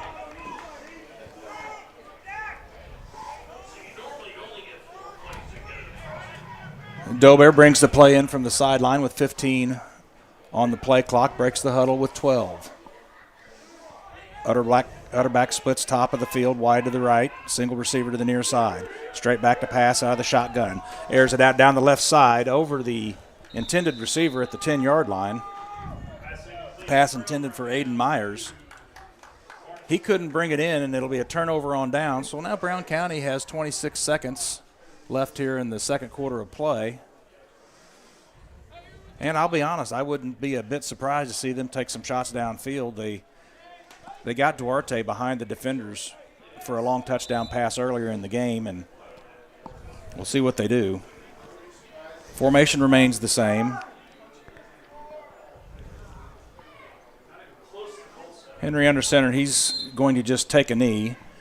And the clock is wound, and that's going to do it for the first half of play. After 2 periods of play, 28-14 is our score. We'll be back with the Cellular and Satellite halftime show after this on Eagle 102 and WBBA Sports. The Eagle 102 halftime report is coming up, brought to you by Cellular and Satellite Center in Bowling Green. Game of the Week coverage brought to you by West End Cabins and Storage, Central State Bank of Illinois, and Missouri State Representative Chad Perkins. Cellular and Satellite Center is the only stop you need to make when it comes to satellite providers, offering DirecTV and Dish Network along with antenna installs. Now, a special message from Matthew Niemeyer himself. If you call an 800 number and they say we will be the local installer, they are wrong. Contact Matthew at Cellular and Satellite Center in Bowling Green, your local authorized dealer. At Central State Bank, you're part of the family. When you're ready to start saving, Central State Bank is ready to help. Right now, if you're a current customer, get a 15-month CD with a special rate of 5.6%. And for new customers, 5.3%. A $5,000 minimum balance is required. Stop in today and ask how you can take advantage of this special rate. Central State Bank, central to your banking needs with locations in Pleasant Hill, Pittsfield, Kinderhook, Quincy, and Clayton. Member FDIC, equal housing lender. Your car, your stuff, your savings. Combine your auto and renter's insurance with a call to State Farm Insurance agent Cindy Blaylock in Louisiana. And let Cindy show you how to put life back in your life insurance. Auto, home, and life. Make your wallet happy. Here to help life go right, State Farm Insurance agent Cindy Blaylock in Louisiana. I'm Kylie Mills, the CEO of Pike County Memorial Hospital. You've heard it from your friends, family, and even neighbors. They choose Pike County Memorial Hospital. Quality care from quality people. Pike County Memorial Hospital. Fans, when you attend a high school game, do you stand at attention during the national anthem? Do you cheer a good play by the opposing team? If your team loses, do you take it well in stride? If you answered yes to any of those questions, you are showing positive examples of sportsmanship. Don't forget that when you attend high school events, young eyes are watching you for examples of acceptable behavior. By making a conscious effort, you'll be helping our students grow into better citizens. This message was brought to you by your friends at the Missouri State High School Activities Association and KJFM Eagle 102. Area High School Sports on Eagle 102. Brought to you by Cellular and Satellite Center, Pike County Memorial Hospital, and Community State Bank of Missouri. Hear all the action from the Eagle 102 broadcast booth. Sponsored by Family Drug in Louisiana. It's now time for the Eagle 102 halftime report on KJFM. Sponsored by Cellular and Satellite Center in Bowling Green. We are at the half in Pleasant Hill. Rodney Dolbear alongside Stacey Martin. Maddie Ingram alongside as well as our broadcast engineer and keeper of the scores. Yes, and a score to pass along. If you can believe it, Blaine Bryant in the end zone again for the Bowling Green Bobcats. 60-0 our score currently, and it's not even halftime yet.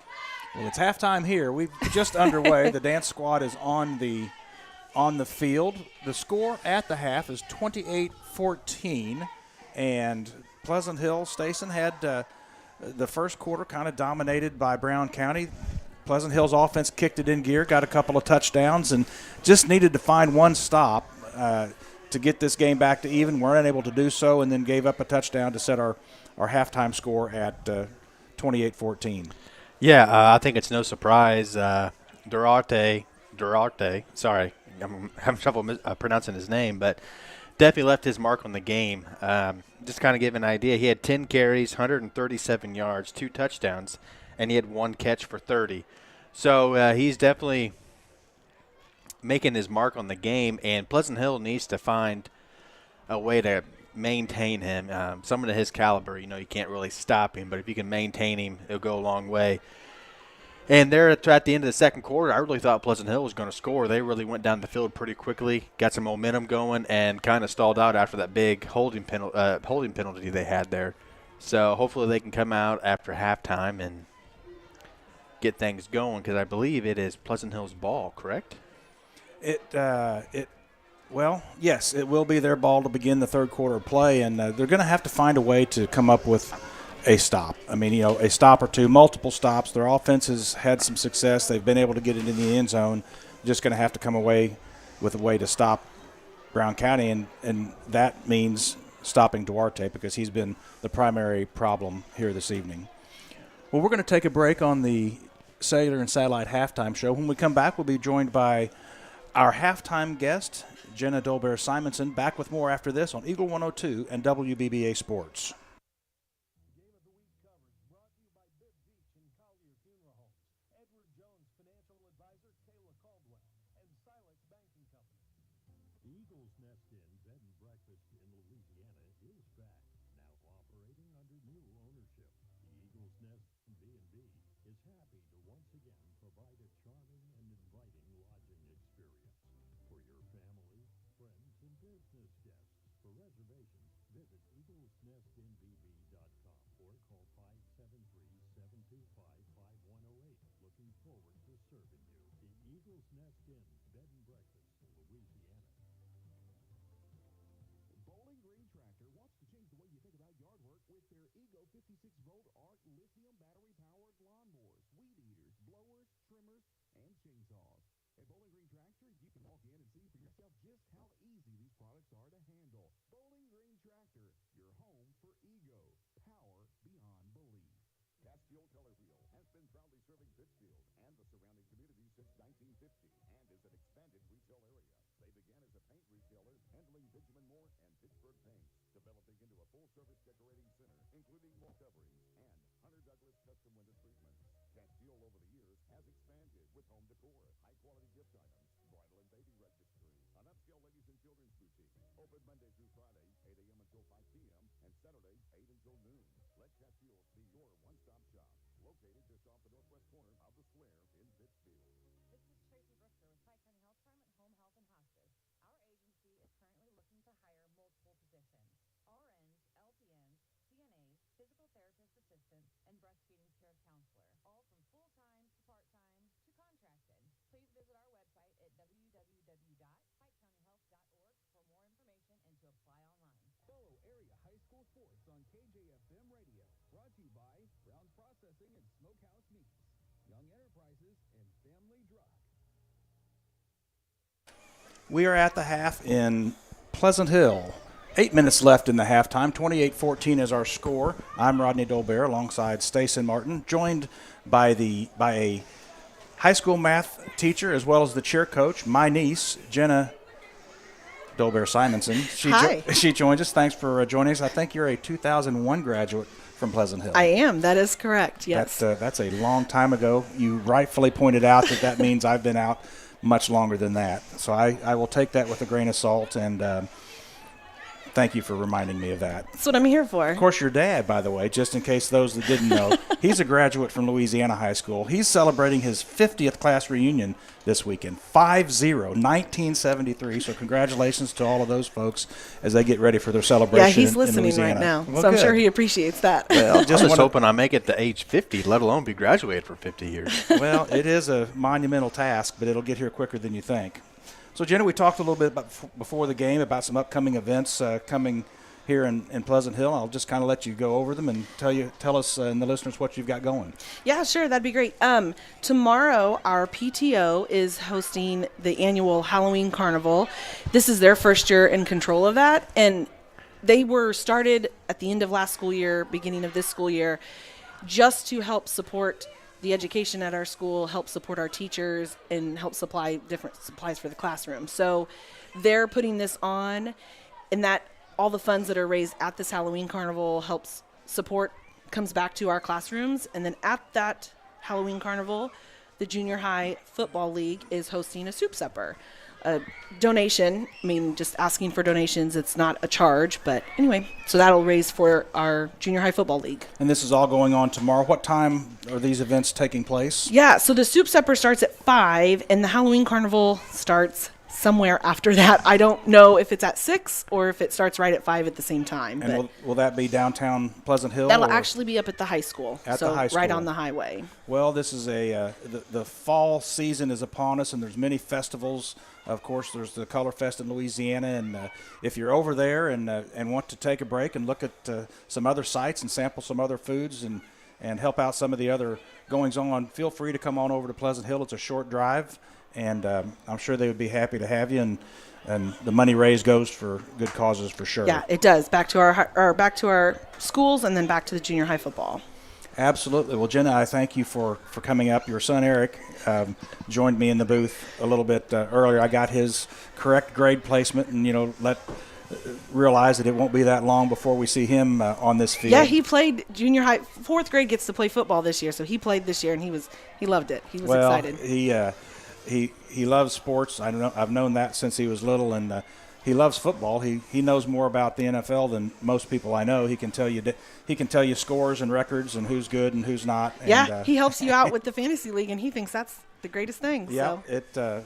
It's a lot of fun. We got a championship last year, so that'll be coming up in January. I can't wait to do that or see that. And so I guess Henry is home with Dad tonight. He is. With having to do with cheer tonight, I couldn't keep track of him too. So. Well, Drew should have come on down and participated and let that youngster sample the football exactly, as well. Yeah. Oh, Henry loves football too.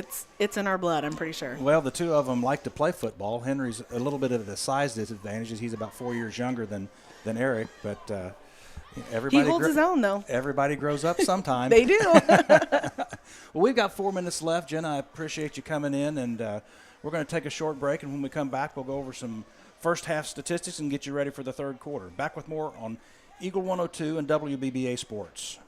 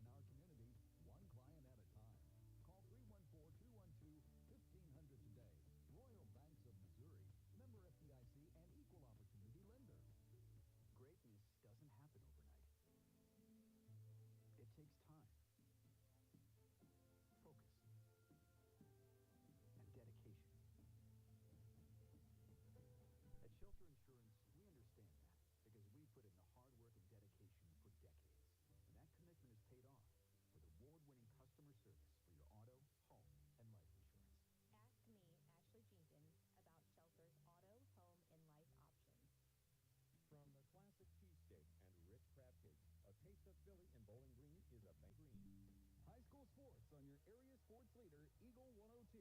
Brought to you by Bowling Green Tractor, Vicky Cadwalder, Real Estate, and Ingram Plumbing.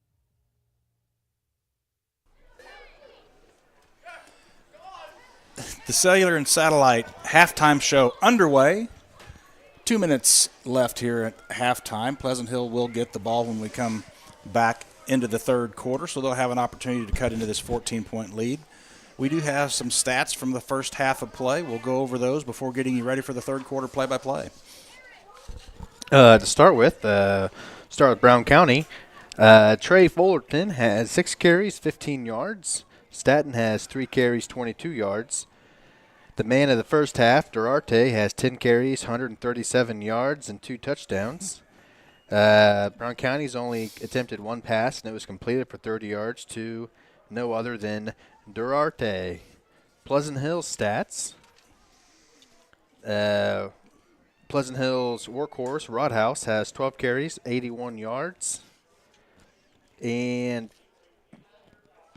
Dolbear has 4 carries for 34 yards. He's attempted 6 passes, completed 2 for 30 yards. And it's actually been pretty close on the total yardages. Brown County leads with 259 total yards, and Pleasant Hill has 245.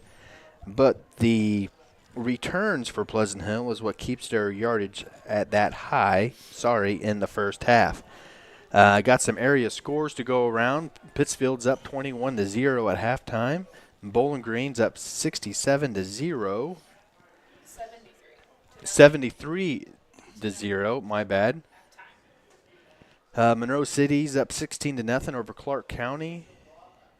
South Shelby's leading Palmyra 31-0. Calhoun's up 41-0 over Beardstown, and Van Far is up 14-0.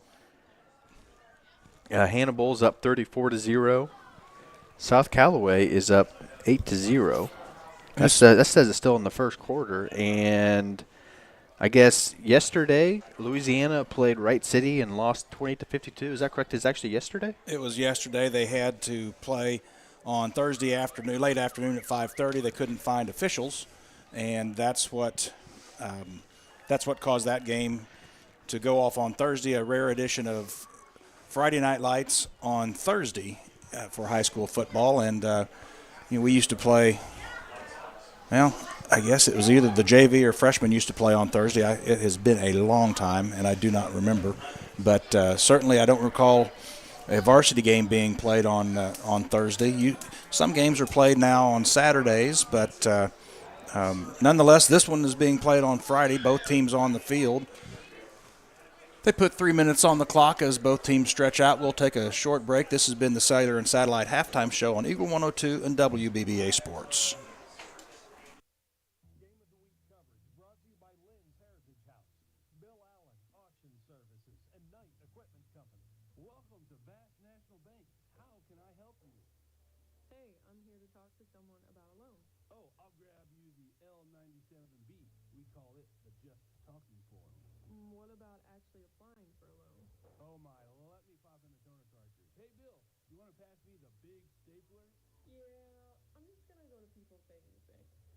Skip the mega banks.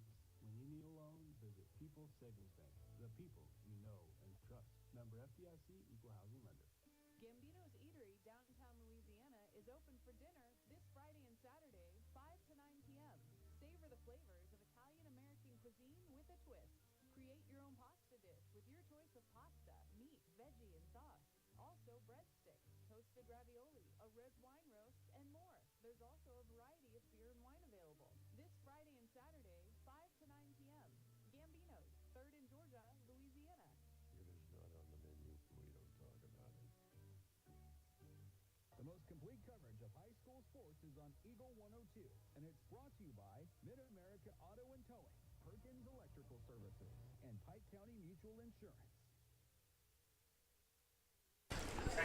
Third quarter just about set to get underway on your area bi-state sports leader, Eagle 102 and WBBA, bringing you games from all across the area. It's a lot of fun to do, and we thank you all for joining us and listening, and hopefully bring you an exciting second half of play here in Pleasant Hill.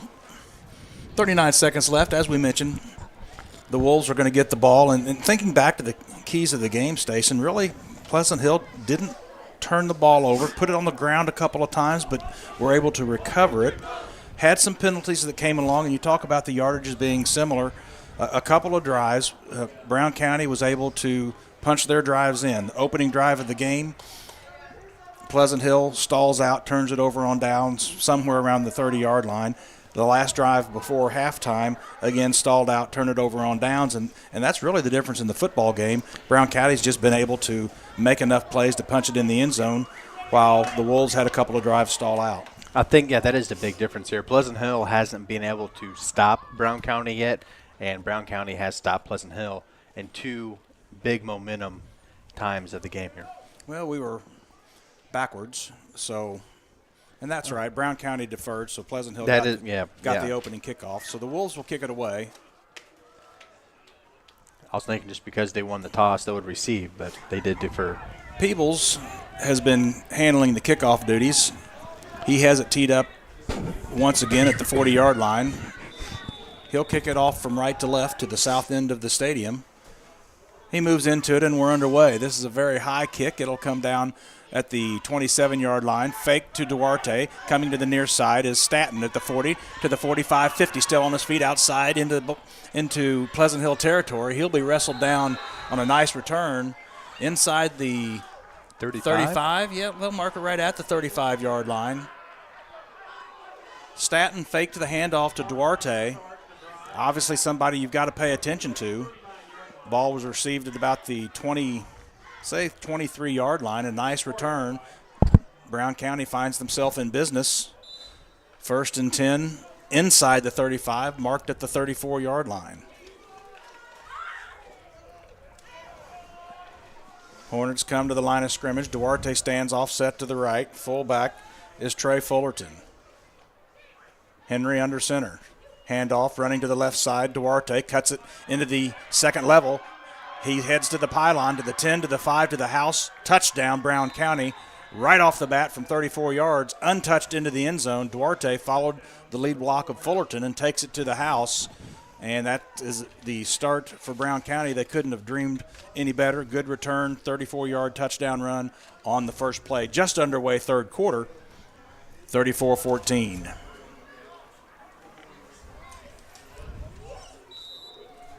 Well, it looks like the offense stays on the field and will attempt the two-point conversion. Fullerton, the lone back in the backfield. Staton slot to the left side, Duarte to the right. Snap back, rolling out the pass, looking for Staton in the end zone, looking for Fullerton. Falling down short of the end zone is Henry. I think if he could have stayed on his feet, he might have gotten in. But the two-point conversion is no good, so just underway, 19 seconds into this third quarter.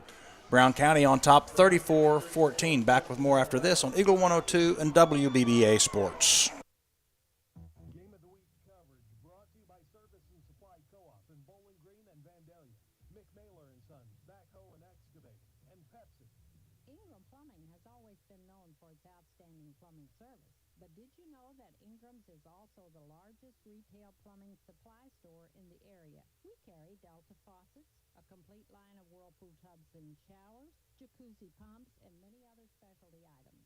Stop by Ingram Plumbing today, Highway 61, Bowling Green. On every journey, you should enjoy a peace of mind. I'm Corey Buchanan at Pike County Mutual Insurance Company. We take pride in keeping you protected. That's why we offer discounts for good students, safe driving, and more. Trust us to look out for the road ahead. For a free insurance quote on your home, auto, farm, or ATV needs, give myself or Shelly Clucky a call today. Pike County Mutual Insurance Company on the square in Bowling Green. Area high school sports on Eagle 102. Brought to you by Rod Prentice and Brenda Crawford, State Farm Agents, Pepsi, and Ackles Farm Market.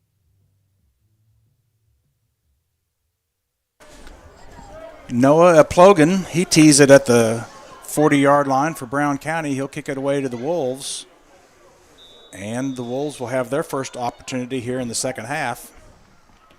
This one's a squib kick right down the middle. Recovered nicely. Pleasant Hill falls on it at the 42-yard line, so the Wolves will have good field position for their opening drive as they try and answer the Brown County touchdown.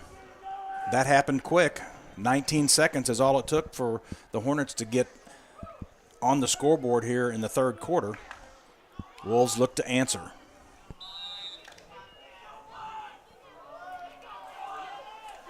I formation, Dolbear under center. Two backs in the backfield, handoff to Rodhouse. He's going to be hit just at the line of scrimmage. Might have gained one. We'll see where they mark forward progress. Not much. It'll be 2nd and 10. Rodhouse drugged down right at the line of scrimmage. No gain on the play.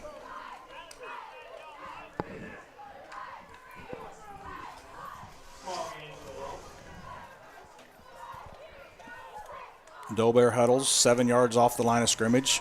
Breaks the huddle with 25 on the play clock. Single receiver to the top of the field.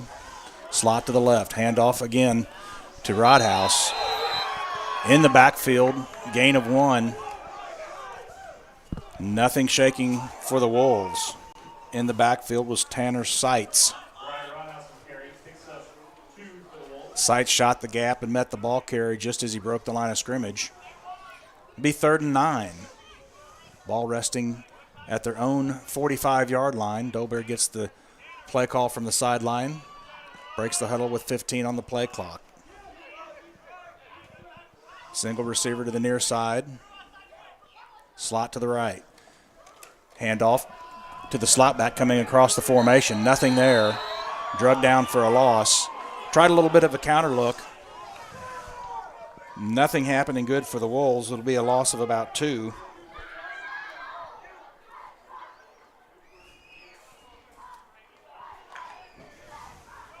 So 4th down, punt formation. Punt formation for the Wolves. 21 on the play clock. Hopefully they kick it away from Duarte here. Good snap. Punter moves into it. It's a low kick over the line of scrimmage. Bounces at about the 45-yard line. And down there at the 42, Brown County with good field position. Drive for the Wolves doesn't go anywhere. Did Brown County tip that ball? It was either tipped or it was a very, very low kick. It didn't get more than 10 feet off the ground. But either way, good field position for the Hornets.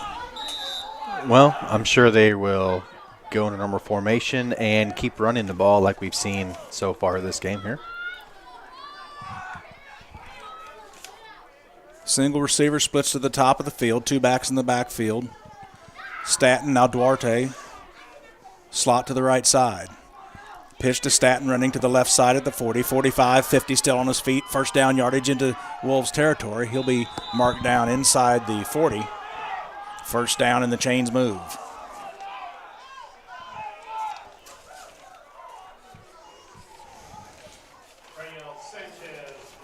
Ball spotted right on the 40-yard line. 9:34 left in the third quarter. 34-14 is our score. Brown County, the Hornets, on top by 3 scores against the Pleasant Hill Western Wolves. 1st and 10, Brown County. Duarte, slot to the right side, 2 backs in the backfield. Handoff, Staten coming to the near side to the 45, line of scrimmage. Nice tackle in the open field by the Wolves. Gain of about 2 on the play.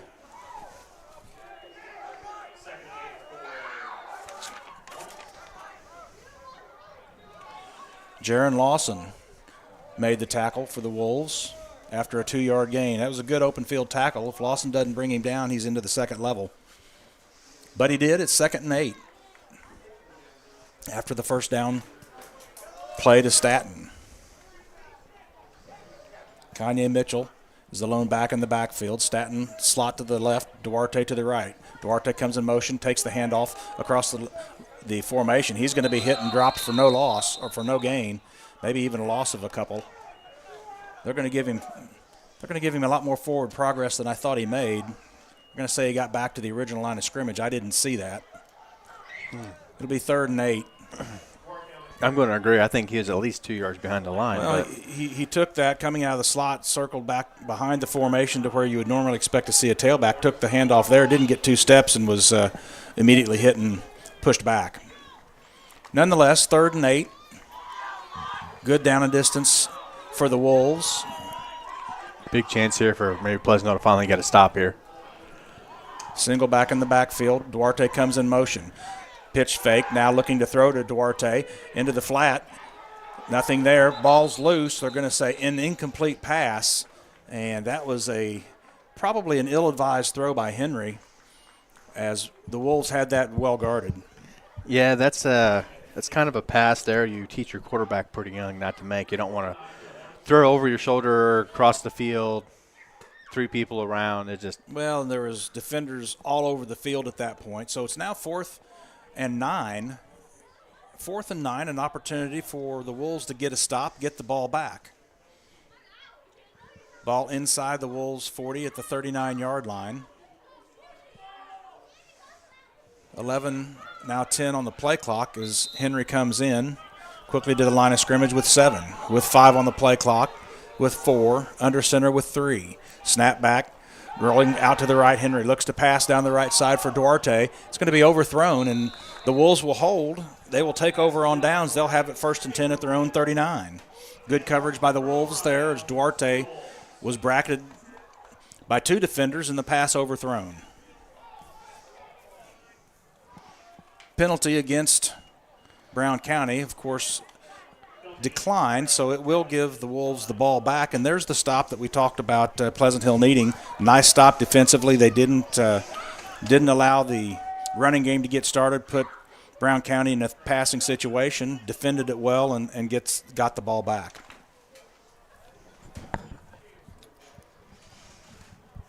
Single receiver to the far side of the field, double tight end set with a slot to the left side. Eye backfield behind Dolbear as he slides under center.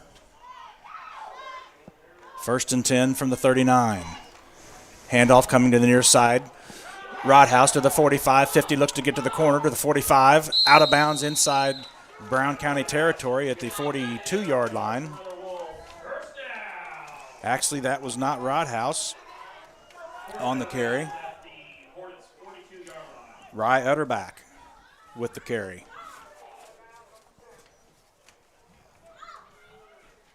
Utterback lined up in the slot formation on the right side, just took it off tackle to the left, had a big hole. Nice blocking by the Wolves offensive line, sets up Pleasant Hill 1st and 10 at the 42. Handoff Rodhouse across left tackle. He'll fall forward inside the 40 to the 37. Gain of 5 on the play. 2nd and 5. Once again, offense looking strong in the early part of this drive. Wolves need some points. 6:39 left, 3rd quarter, 34-14, Brown County on top. 17 on the play clock as the Wolves come to the line of scrimmage. Utterback split wide to the top of the formation. Handoff kept by Dolbear to the 45, 35, inside the 35 to the 32-yard line. Bellied the fullback Rodhouse, kept it on the counter to the left side. Looks like it's a 1st down to me, but the ball is spotted on the near side. Chains are about 49 yards away on the far side of the field, and they will say 1st down. 1st and 10. Ball now spotted at the 32-yard line. Clock is wound as we approach the 6-minute mark of the 3rd quarter. Utterback splits to the top of the field. Eye backfield behind Dolbear. Dropping back to pass, Dolbear looks over the middle. Ball is tipped and incomplete, nearly picked off by a linebacker for Brown County. Nonetheless, it's incomplete. It'll be 2nd and 10.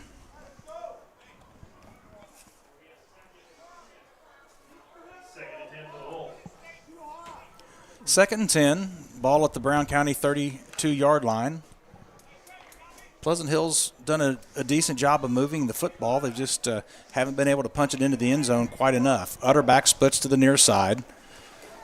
Handoff kept following Rodhouse. Nice gain by Dolbear. He's inside the 22 to the 21. That's going to be enough.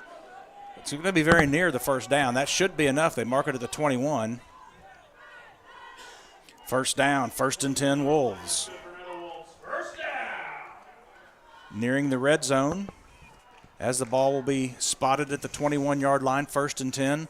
That was just a quarterback keeper by Dolbear. He faked the handoff to Rodhouse and tucked it in right behind the fullback, used him as a blocker, gained 10.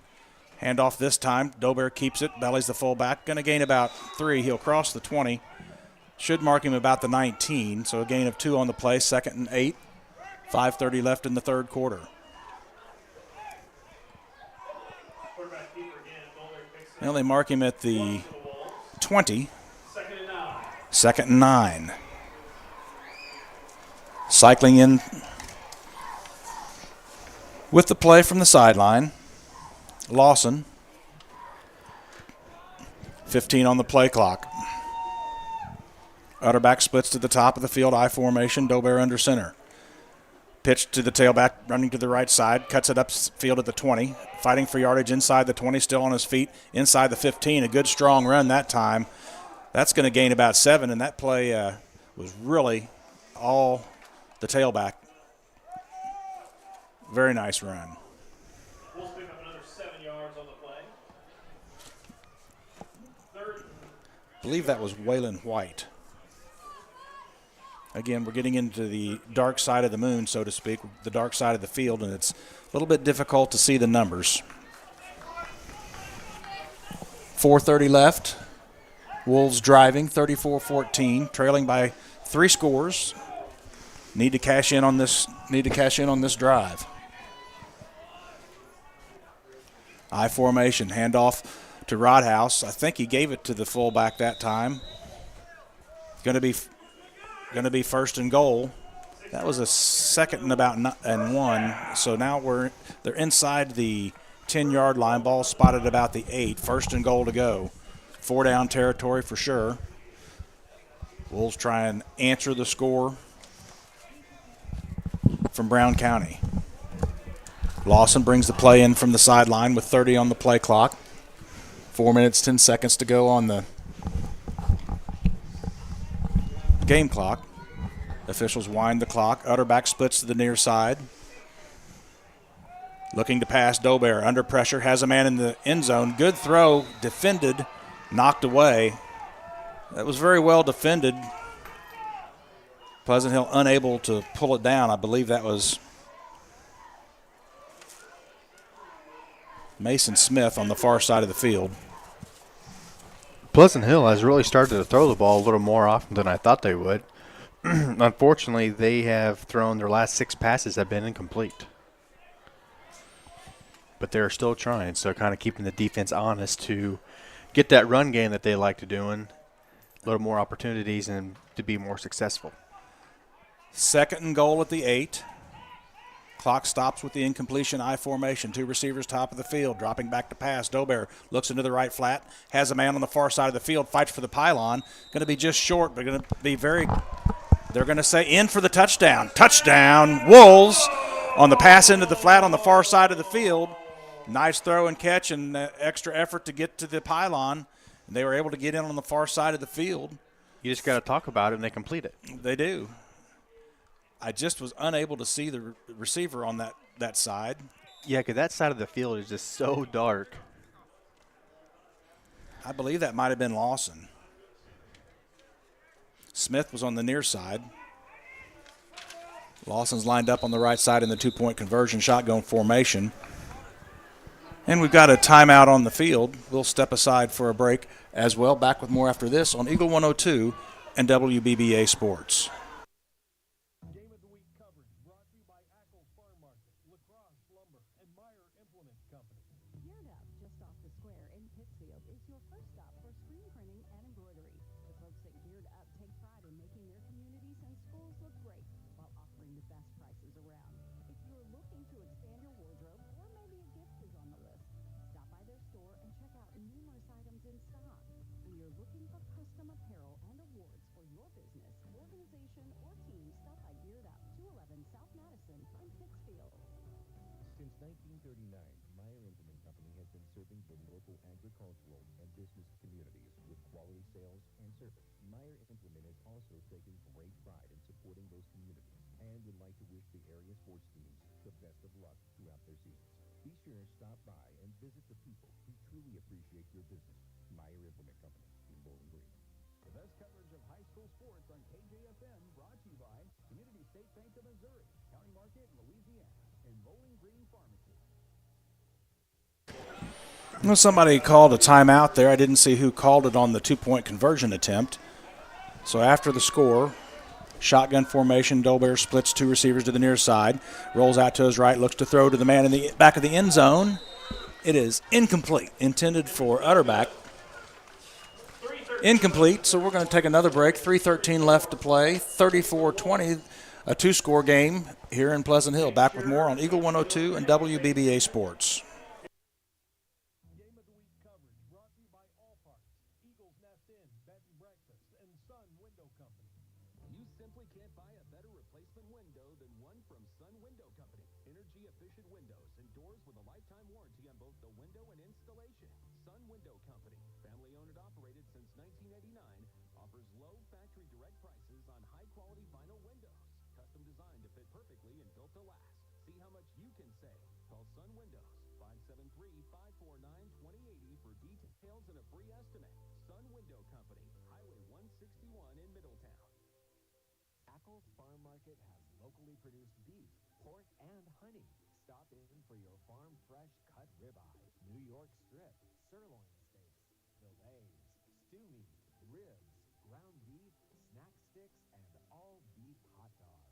While there, stock up on homegrown fruits and vegetables as well. Open every day, 9 to 7.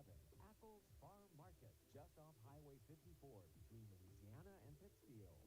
Area high school sports on Eagle 102.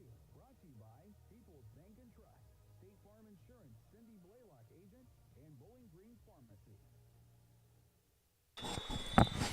Peebles set to kick it off. They've added 42 seconds onto the clock, so we have a little more time than we originally thought. Kick up the middle on the ground, picked up by the up man, coming to the near side at the 38-yard line. Won't make it to the 40. And we've got a late flag that comes in from the far side of the field. I don't know what they saw, but two late flags. The referee from the other side threw his flag as well. The play was really apparently over, but there must have been some kind of late infraction. I don't know if somebody got a face mask or exactly what happened there. We'll find out shortly. So the clock now has 3:48, and it's going to be a face mask against the Wolves, so that'll be a 15-yarder, 38 to the 48, 5 on top of that, the 47-yard line inside Wolves territory. That's where Brown County will put it in play. Brown County will start at the Wolves 46. Well, they gave him 16 yards from where the spot was at. I don't really understand that, but nonetheless, that's what they did. Brown County. Henry comes to the formation with Fullerton, the lone back in the backfield. Slot left and right. Hand off to Duarte, running to the left, tries to get to the corner. We've got a flag on the play. Duarte still on his feet inside Wolves territory to the 20-yard line, out of bounds. But this one's going to come back, I believe. We've got a hold back near the line of scrimmage. Multiple flags on the play. Looked like the Wolves had the edge set. Maybe the holding was the reason Duarte was able to get out around the corner. It is a hold against the Hornets, so that will nullify about a 25 to 30-yard gain by Duarte. Yeah, because it looked like Pleasant Hill had three defenders there just ready to take him down. Then all of a sudden he just went around the corner. So I agree with you. Definitely was probably holding on that situation as the refs called it. Well, we're back inside Brown County territory now. Ball spotted at the 44-yard line, their own 44. So we have the situation again where Pleasant Hill has Brown County behind the chains. Need to keep them there. Single receiver to the near side is Anderson. Duarte slot to the right, two backs in the backfield. Pitch to the near side, coming straight at us to the 45-50, still on his feet, and out of bounds is Duarte.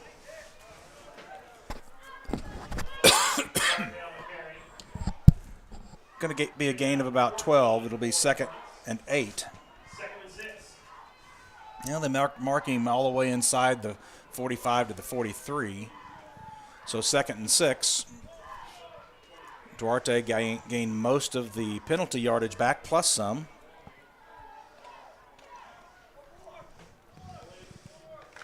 .330 on the game clock, 14 on the play clock as the Hornets break the huddle.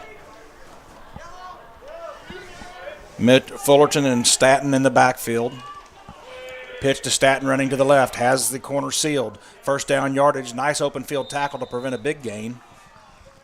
But the chains will move. Had one man to beat there, that could have gone the distance. Nice play by the Wolves on the far side of the field, but the chains do move. Ball spotted at the 35-yard line, just inside the 35. They wind the clock. 1st and 10 Hornets. Wolves need to get a stop here, get the ball back. It's a 2-score game. Still in the third quarter of play. Get a stop here and get a score of your own. You can put some heat on the Hornets, but you got to get a stop. Under center. Handoff to Fullerton. Going to gain 2 or 3 on the play, maybe 4. Right up the middle, off tackle to the left side.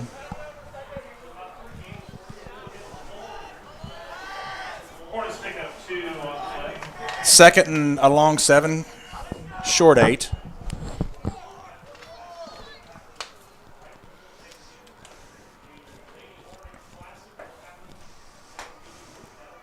Henry comes back in and huddles 8 yards deep, 2:28 left to play. 10 on the play clock as they come to the line of scrimmage.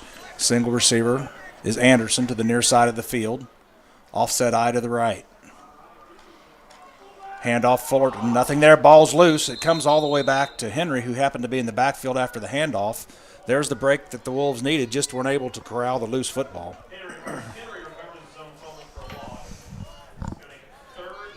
Third and 11. Hornets behind the chains once again.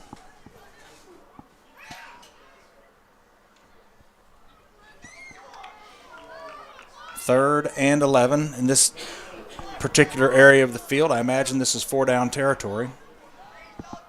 Wolves need a stop. Henry bends under center. Pitch to the near side.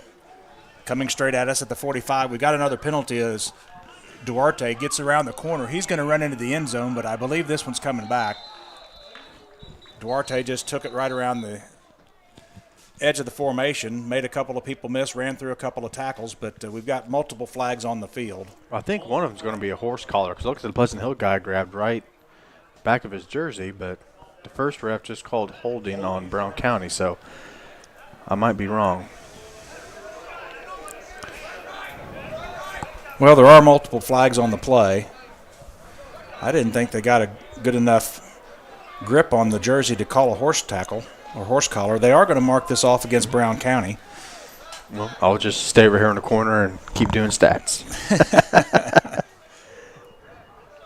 That's going to move the ball all the way back out to the 44-yard line. It's going to be 3rd and a bunch, about 22 or 3. 3rd and 20, they call it. Behind the chains, the play comes in. The clock is wound. 1 minute, 22 seconds left here in the third quarter of play. 34-20. The lead is 14. Single receivers, Anderson to the near side. Staton to the right side. In the backfield is Duarte. He takes the pitch coming to the short side of the field, cuts it up at the 45-40. He'll be wrestled down at the 38-yard line. It's going to be 4th and long. It was 3rd and 20. He might have gained 7. 4th, call it 15. Offense appears to stay on the field. I think I just heard the Brown County. I think I heard somebody on the Brown County sideline holler punt, but I don't know. They are in punt formation. Punter. No one's back for Pleasant Hill, so I'm not sure. Well, Henry's in the backfield. Punter takes the snap. He moves into it. He kicks it away. It's going to bounce inside the 20, inside the 10, and it will roll into the end zone for a touchback and a good break there for the Wolves. Now they have the ball, 14 seconds. They'll have one play here in the third quarter, and they're down 2 scores. You get a score on this drive, and you've got a ball game. Yeah, they can really turn the tide here real quick. That's the second stop that they've gotten this half that they really needed, and hopefully they can take the momentum they got here and really make something of it here. 1st and 10. Barring an incompletion, or a penalty, I'd say this will be the last play of the third quarter. 1st and 10 Wolves. I formation. Dolbear under center. Single receiver to the top of the field. Handoff to Rodhouse. Not much there. Might have gained 1. They wind the clock with 13. We've got a couple of players down, 1 Brown County and 1 Wolf. That's good. That's good sportsmanship right there. Brown County guy rubbing the Pleasant Hill guy's calf. You might have a cramp. I think that I'm not so sure, but that might be Rodhouse on the ground. The injured players were located in the general vicinity of the scrum where the ball was at. Well, the player continues to stay down. They send the teams to the sideline to take a knee. We'll see here if they're going to get him up off the ground under his own power. 5 seconds left on the clock. And there he goes. It is Rodhouse. I think it's a cramp. I think his calf was cramping up. He comes to the sideline. Drink some water. So after the first down play, it'll be 2nd and 9. Now we'll have one more snap here in the third quarter, I believe, barring an incompletion or penalty. Rodhouse comes to the sideline to try and work the cramp out.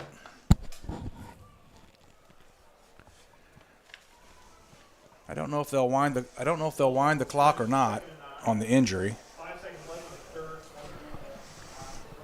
We'll see what the officials choose to do. And they're going to wind it. They do wind the clock, so that's going to do it for the third quarter of play. 34-30 Brown County. The Wolves will have it 2nd and 9 when we come back to start the fourth quarter on Eagle 102 and WBBA Sports. Game of the Week coverage brought to you by Allparks, Eagles Nest Inn, Bed and Breakfast, and Sun Window Company. Lynn's Heritage House in Louisiana offers affordable, home-like senior living, enabling your loved ones the independence they want and the services they need. Staffed 24 hours a day with low resident-to-staff ratio and designated areas to visit your loved ones safely, rest assured Lynn's Heritage House provides peace of mind for you and those you love. So if you or someone you know is ready for a retirement home or need care from a hospital stay or surgery, Lynn's Heritage House has rooms ready. Call to set up a tour and visit soon, 754-4020, or visit 800 Kelly Lane in Louisiana. Role models are more important than ever in today's society. You can serve as a role model for others the next time you display good sportsmanship at a high school athletic event. Good sports are winners and are also vital to preserving our fine sports tradition. So the next time you attend a sporting event, remember to be a good sport and help rekindle the spirit of citizenship. This message was brought to you by your friends at the Missouri State High School Activities Association and Eagle 102. Follow area high school sports throughout the season on Eagle 102. Brought to you by Veolia Landscape Supply, Royal Banks, and A Taste of Philly. Well, we're going to the fourth quarter of play here in Pleasant Hill. I'm Rodney Dolbear alongside Stacey Martin and Maddie Ingram, our broadcast engineer and general keeper of the scores. I am the scorekeeper. 2nd and 9 Wolves. They'll split one receiver to the top of the field, eye backfield behind Dolbear as he slides under center with 2 tight ends. Dropping straight back to pass, looks down the right side, has a man. Incomplete. Had him open about 8 yards past the line of scrimmage. Unable to pull it down was Mason Smith. Rodhouse back in the game, so that's good.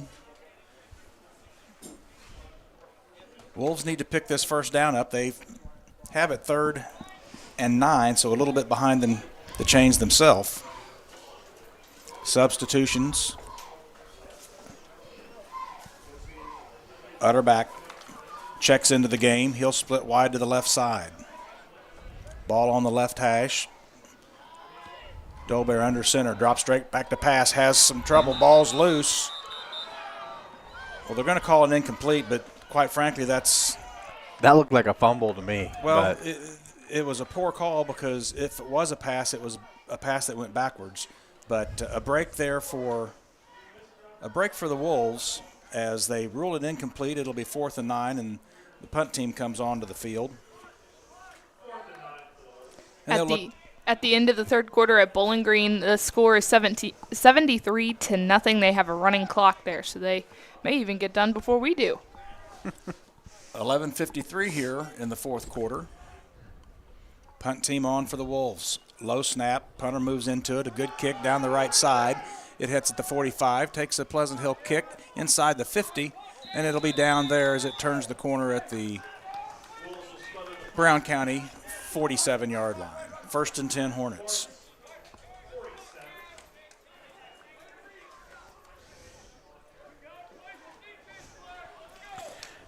Well, that's the second time now that Pleasant Hill has done what we asked. They stopped Brown County, but then they get the ball on offense, they get stopped as well. So it's kind of a chess match going on here as we are just kind of getting a good start of the fourth quarter here.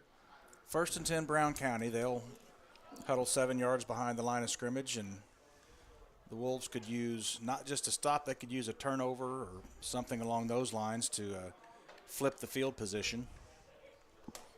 Certainly need a stop. Play clock is winding down, so I assume Brown County is going to call a timeout to avoid the delay game. They do. We'll take a break as well. 34-20 is our score from Pleasant Hill. 11:46 left, fourth quarter of play. Back with more on Eagle 102 and WBBA Sports after this. Game of the Week coverage brought to you by Castile's Color Wheel, Pike Lincoln Technical Center, and Kearns Construction. Community State Bank of Missouri in Bowling Green and Troy, where the number one priority is the customer and adding new services to help simplify your life and building a strong, high-performance financial services organization. Community State Bank in Bowling Green and Troy, your community bank since 1887, member FDIC. It's a great time to buy or sell a home. I'm Vicki Cadwalder, and I take pride in offering skills that make the process go smoothly from beginning to end. Even after closing, I enjoy staying in touch and being there to help you if you have any other needs or questions. Call me and we'll create a personalized plan just for you.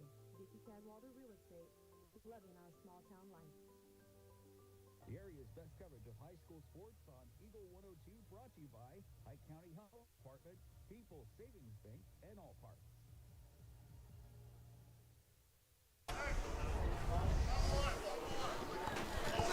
Fourth quarter of action here at Pleasant Hill as they are taking on Brown County. Currently our score 34-20.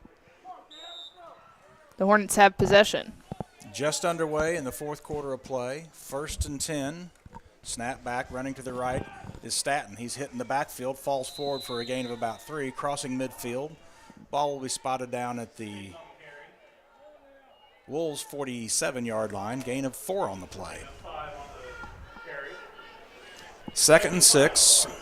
Nice job, defensive penetration, got on the ball carrier Staton in the backfield. But he was able to fall forward for a nice gain. 2nd and 6, call it 5 after the 5-yard gain. Under center, handoff to Duarte. Duarte comes this way. Duarte hit, crosses the 45-yard line, forward progress to the 44, and 1. 4-down territory, I would think, at this position on the field. Ball at the 44-yard line of the Wolves, to the line of scrimmage quickly. Henry slides under center. Double tight end set, 2 backs in the backfield. Handoff to Duarte, comes to the near side to the 40. Still on his feet to the 35, fights for yardage inside the 30, and he'll be wrestled out of bounds right at the 30-yard line. The chains will move. Duarte just is a load to bring down. He's got to be over 150 yards, I would think, by now. Yeah, actually, he has 15 carries for 208 yards. Well, that's over 150.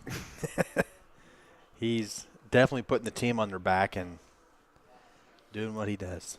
Had a long touchdown run called back due to holding earlier in the evening. 10 on the play clock as they break the huddle, 10:15 on the game clock. Game clock's not moving. He did come out of bounds. That stopped the clock. 34-20, Brown County with the 2-score lead. Right up the middle, Staton inside the 30 to the 27. That'll be another first down for the Hornets.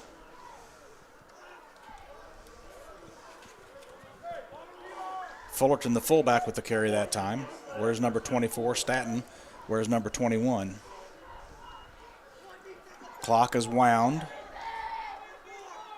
Wolves desperately need a turnover right here. Good clock management as Henry comes in from the sideline. 18 on the play clock as he tucks into the huddle, breaks the huddle with 12. 9:47 on the game clock. It runs. 1st and 10 Hornets inside the 20-yard line at the 17. Snap back, handoff to Staton or Fullerton on the right side. I believe that was Fullerton with the carry. He gets inside the 15 to about the 13. Gain of 5 on first down, 2nd and 5.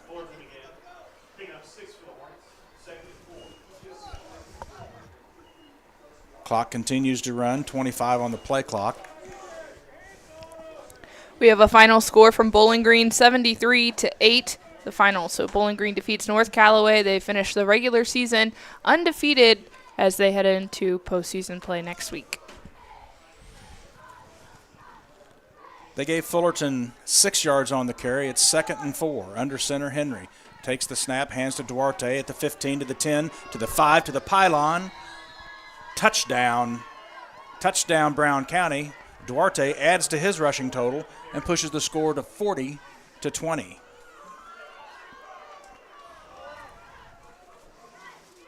How many yards does Fullerton have on the night? He's 221. Seems like he's had more than that. 2-point conversion, forthcoming. Under center, single back in the backfield. Straight sneak up the middle, and it is good. The 2-point conversion is good. It's 42-20, 8:48 left to play here in the fourth quarter. Back with more after this on Eagle 102 and WBBA Sports.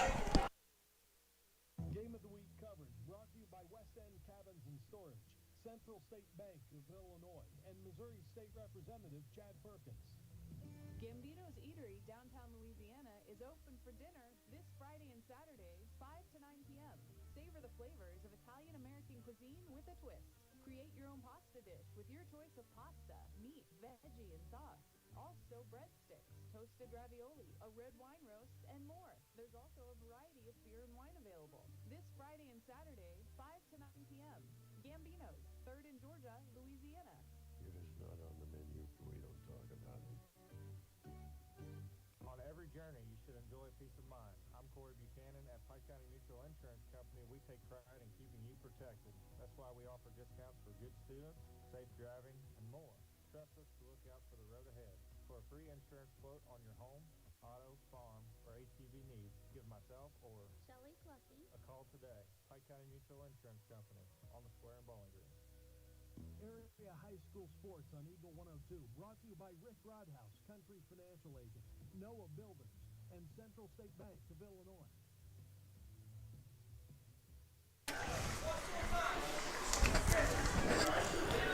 After the touchdown, ball teed up on the 40-yard line. Wolves set to get it back with 8:48 left here in the fourth quarter of play. 42-20, Brown County on top by 3 scores. Pooch kick to the right side. Nobody there. It's picked up. Ball still on the ground. Needs to be covered. It is covered, I believe. Pleasant Hill recovers it at the 23, maybe 24-yard line on the far side of the field. And the good job by Brown County of just pooch kicking that ball to an area on the field where there were no defenders for the Wolves. And the Wolves fortunate to get it back. They'll have it 1st and 10 at their own 24-yard line. Need to operate with pace and just need to try and get some positive yardage and punch something down in there and get a score. It's a 3-score shotgun formation. 2 receivers to the near side, single receiver top of the field. Dober straight back to pass, has a man over the middle, Utterback, too high, incomplete. at the 32-yard line. Good route by Utterback. Pass was just a little higher than Utterback could corral and off of his fingertips. It'll be 2nd and 10. Clock stops on the incompletion.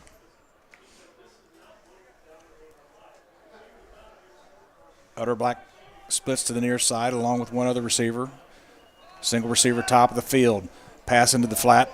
Caught and wrestled down at the 27-yard line. A short gain on the play. Myers with the reception. Picked up about 4, so it'll be 3rd down and 6. Ball at the outside the 32-yard line, or the 27-yard line. 2 receivers top of the field, single receiver to the near side. 1st down. And it is 1st and 10. Ball now spotted near the 35-yard line. The chains move and a fresh set of downs.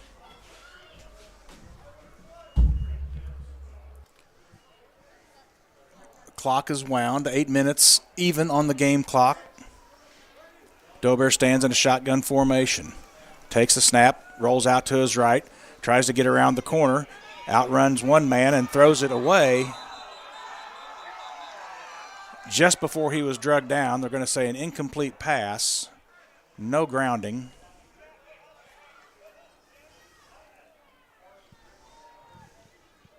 Dobear tried to escape the pressure and almost did so. Smart play there to get rid of the football, prevent the loss of yardage.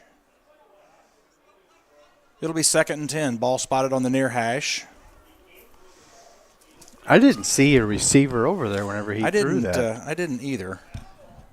Kind of a gift from the refs, I suppose. I don't know the high school rule. Outside the tackle, the ball made it to the line of scrimmage. Nonetheless, 2nd and 10. 2 receivers to the top of the field, single receiver to the near side. Dobear drops straight back to pass, looks over the middle, has a man at the 45-yard line, dropped, incomplete. Had the receiver open, intended for Mason Smith, couldn't hold on to it. That would have been about 2 yards short of the 1st down. As it is, it'll be 3rd and 10. Ball at the 35, the Wolves 35. 7 minutes, 45 seconds left on the game clock.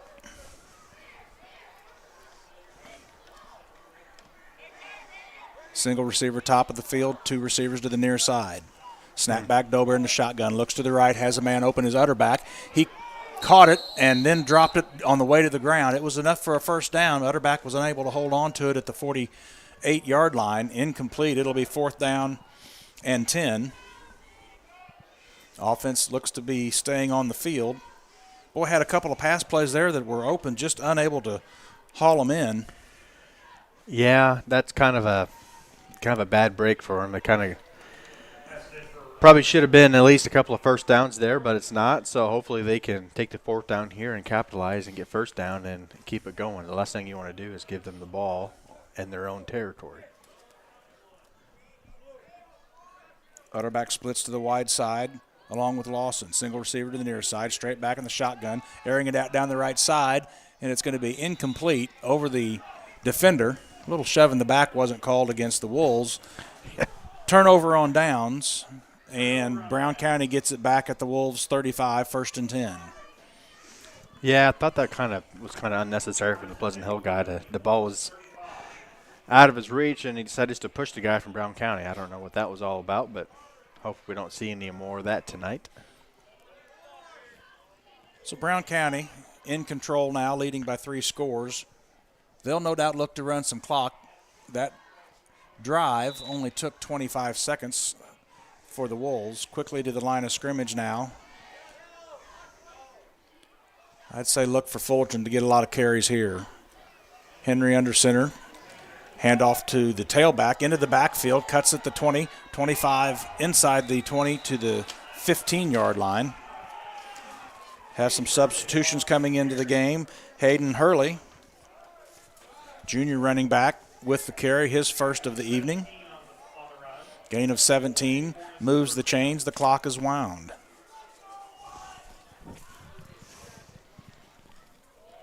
.25 on the play clock.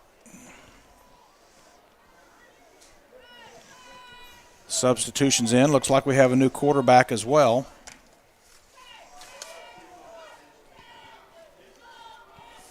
Under center now is Vince Little.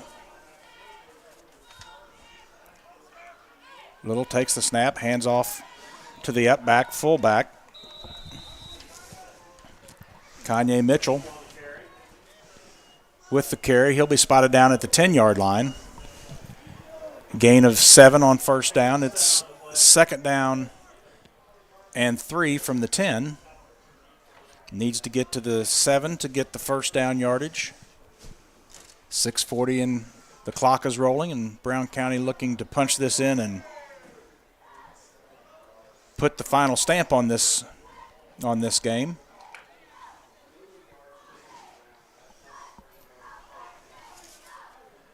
Little under center.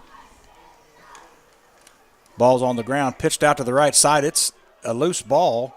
Fumble on the play, fighting for it. We don't know who has it as of yet. They whistle it dead. We'll see who comes away with it. That nearly fell into a defender's hands. He would have had some room to run. Looks like Brown County was able to recover the fumble. Well, the quarterback kind of bobbled the ball from the snap and then still turned and pitched it, even though the guy wasn't there that was supposed to have been there if he had a good recovery on the snap there. So I'm not really sure what the quarterback was doing. Maybe some varsity jitters. I don't know. I don't want to assume, but it seemed kind of odd. 3rd and 7. Brown County's put it on the ground a few times this evening, and Pleasant Hill, the Wolves have just been unable to recover the fumble when they needed to. 3rd and 7. Little under center. Handoff to Mitchell, running up the middle inside the 10 to about the 8-yard line. Hitting the backfield, just unable to drag him down. Kanye Mitchell moves the down marker 2 yards short. It'll be 4th down and 2. Chance for the Wolves to get out of the drive. 4th and 2 at the 8-yard line. Little stays in. He has Mitchell behind him at the fullback position. Lets some time run off, slides under center. Takes the snap, hand off to the tailback, hitting the backfield. Not going to get the first down. Turnover on downs for Pleasant Hill. Hayden Hurley with the carry, and a nice job by the Wolves keeping Brown County out of the end zone. And they'll have it. 1st and 10 at their own 8-yard line, maybe 9, 4:48 to play. Wolves will look to mount a drive and get some more points on the board and carry something positive out of the late stages of the game. Play comes in from the sideline, 22 on the play clock as the Wolves break the huddle. Single receiver, top of the field, under center. Dobert takes the snap. Quarterback sneak right up the middle. Nice gain. Saw something there. Picked up about 8 on the play. It'll be 2nd and 2. That's a play that a lot of times you can audible your quarterback and center if they see a even formation and your defensive tackles are on the outside shoulder of the guards. They'll just tap the center on the leg and sneak it. 2nd and 8. Handoff coming to the near side. Keeps it. Dobert at the 20. Still on his feet, the 25. First down yardage outside to the 27-yard line, and the chains will move. 1st and 10, Pleasant Hill. 4 minutes, 12 seconds as the chains will move. The clock has stopped. They'll spot the ball and wind the clock from there. First down, Wolves. Substitutions on both sides of the ball. Now the officials will wind the clock, I think. He's giving us a head fake. 1st and 10. I formation, Dobert under center, single receiver, top of the field. Handoff up the middle. Rodhouse, after coming out with what appeared to be a cramps, back in the game. Good to see. Picks up about 4, maybe 5 on the first down play. Going to be second and a short 5.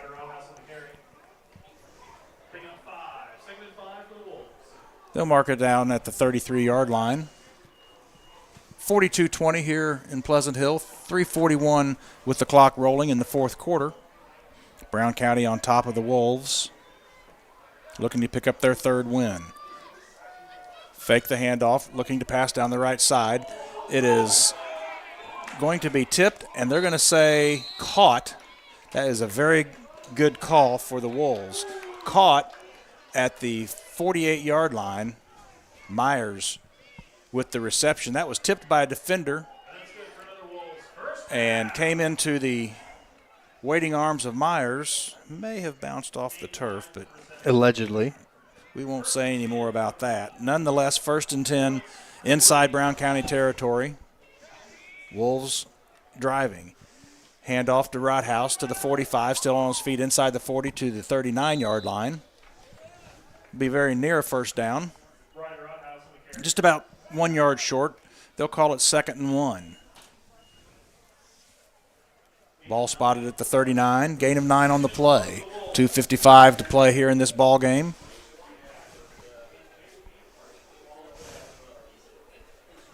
Wolves driving to the line of scrimmage with 24 on the play clock, 2:40 on the game clock. Dolbear under center. Handoff fakes, looks to throw to the right side, has a man in the right flat at the 40, inside to the 36-yard line. Stays in bounds, Myers with the reception. That'll move the chains. First down, Wolves. 1st and 10.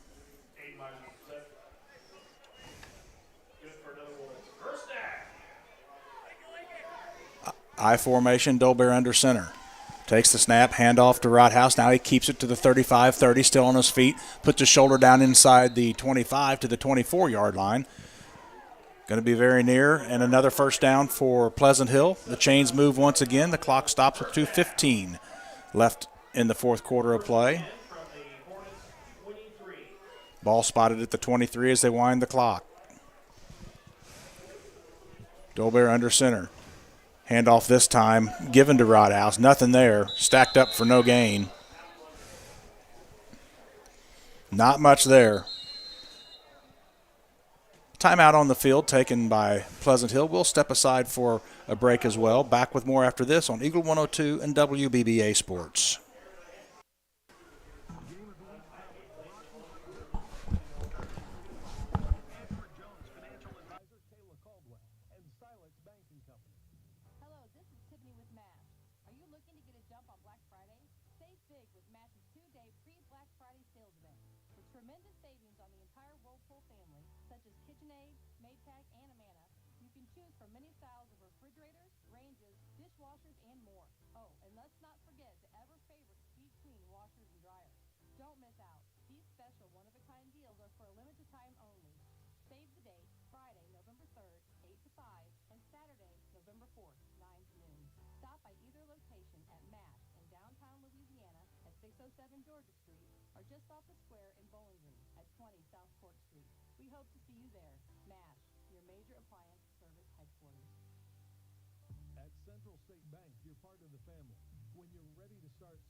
Central State Bank is ready to help.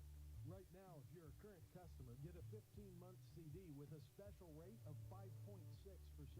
And for new customers, 5.3%. A $5,000 minimum balance is required.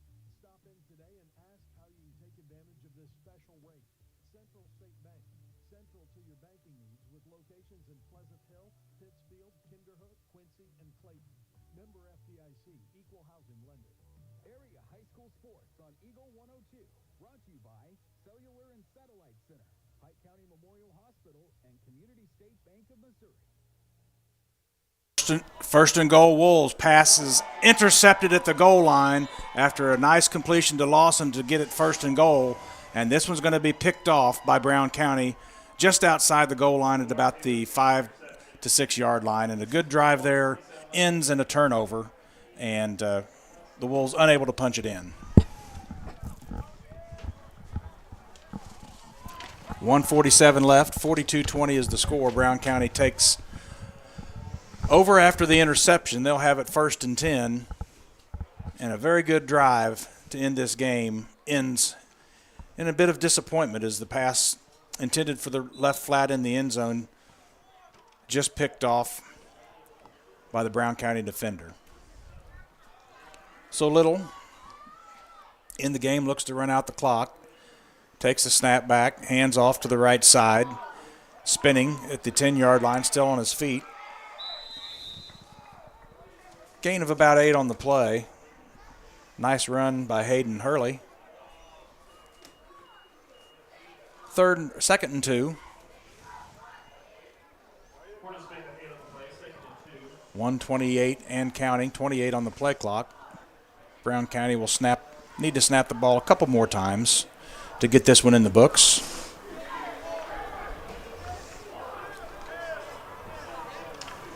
Substitutions across the board. Little under center with 5.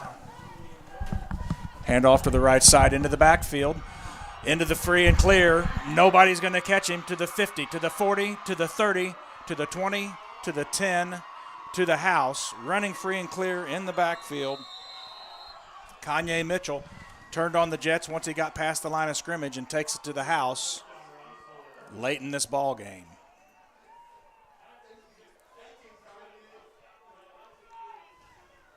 Kanye Mitchell about an 85 yarder. Yep. Yes, that gives him 108 on the day after just 5 carries. It's a good average. 48 seconds left. 48-20 is the score.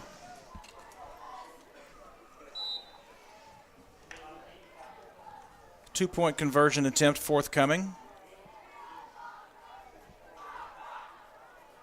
Little has Mitchell behind him in the backfield. Under center, looks to throw. Airs it out to the right side. And that was Duarte. He had slipped over on the far sideline, and I don't think anybody saw him in the darkness. Two-point conversion is good. It is 50 for Brown County, 20 for Pleasant Hill. 48 ticks left in this one. Back with more after this on Eagle 102 and WBBA Sports. Game of the Week coverage brought to you by J. Roberts Jewelry, Pike County Title Company, and Gambino's Eatery. Don't have time to stop by the bank? That's not a problem if you're a customer of People's Bank and Trust. With our mobile and online banking service, you can now bank from anywhere.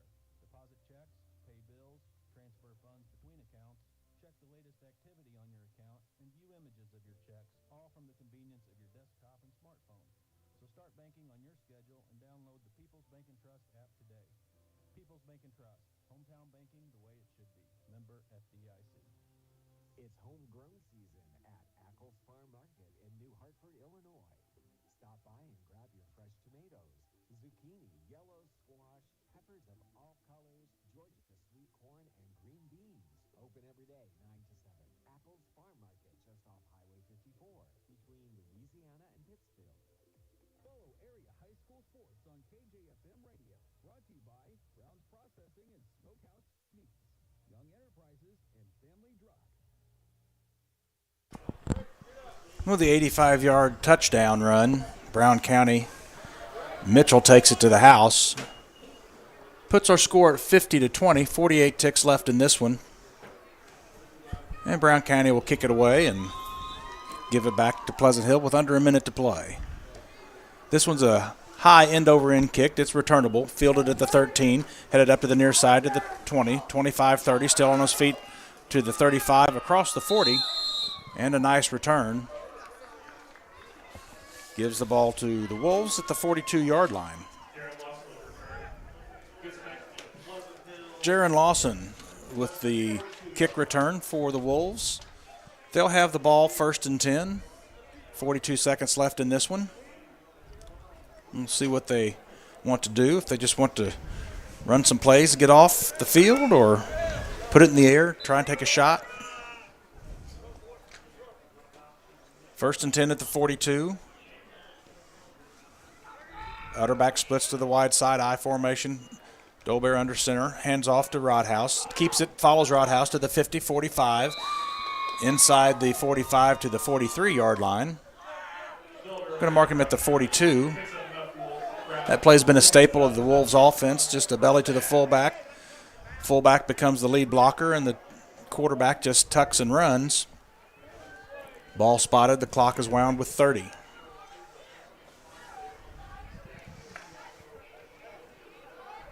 Wolves don't have to run a play. It looks like they're huddling. They're going to run one. 20 seconds. Play clock is at 33, so it's essentially off. Dobear under center. Handoff to the tailback running left to the 40. 35, 30, out of bounds, tackled late. No flags on the play. Chains will move.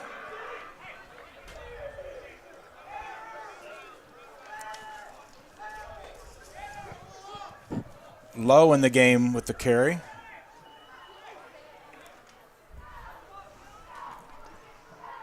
Six on the clock. Time for one more play here. Dobear bends under center one more time. Hands off into the backfield to the 35, to the 30, across the 25-20, all the way down to the 15-yard line, and that's going to be the final play of the game. Our final is 50-20. Brown County over the Pleasant Hill Western Wolves. We'll be back to wrap this one up after this on Eagle 102 and WBBA Sports.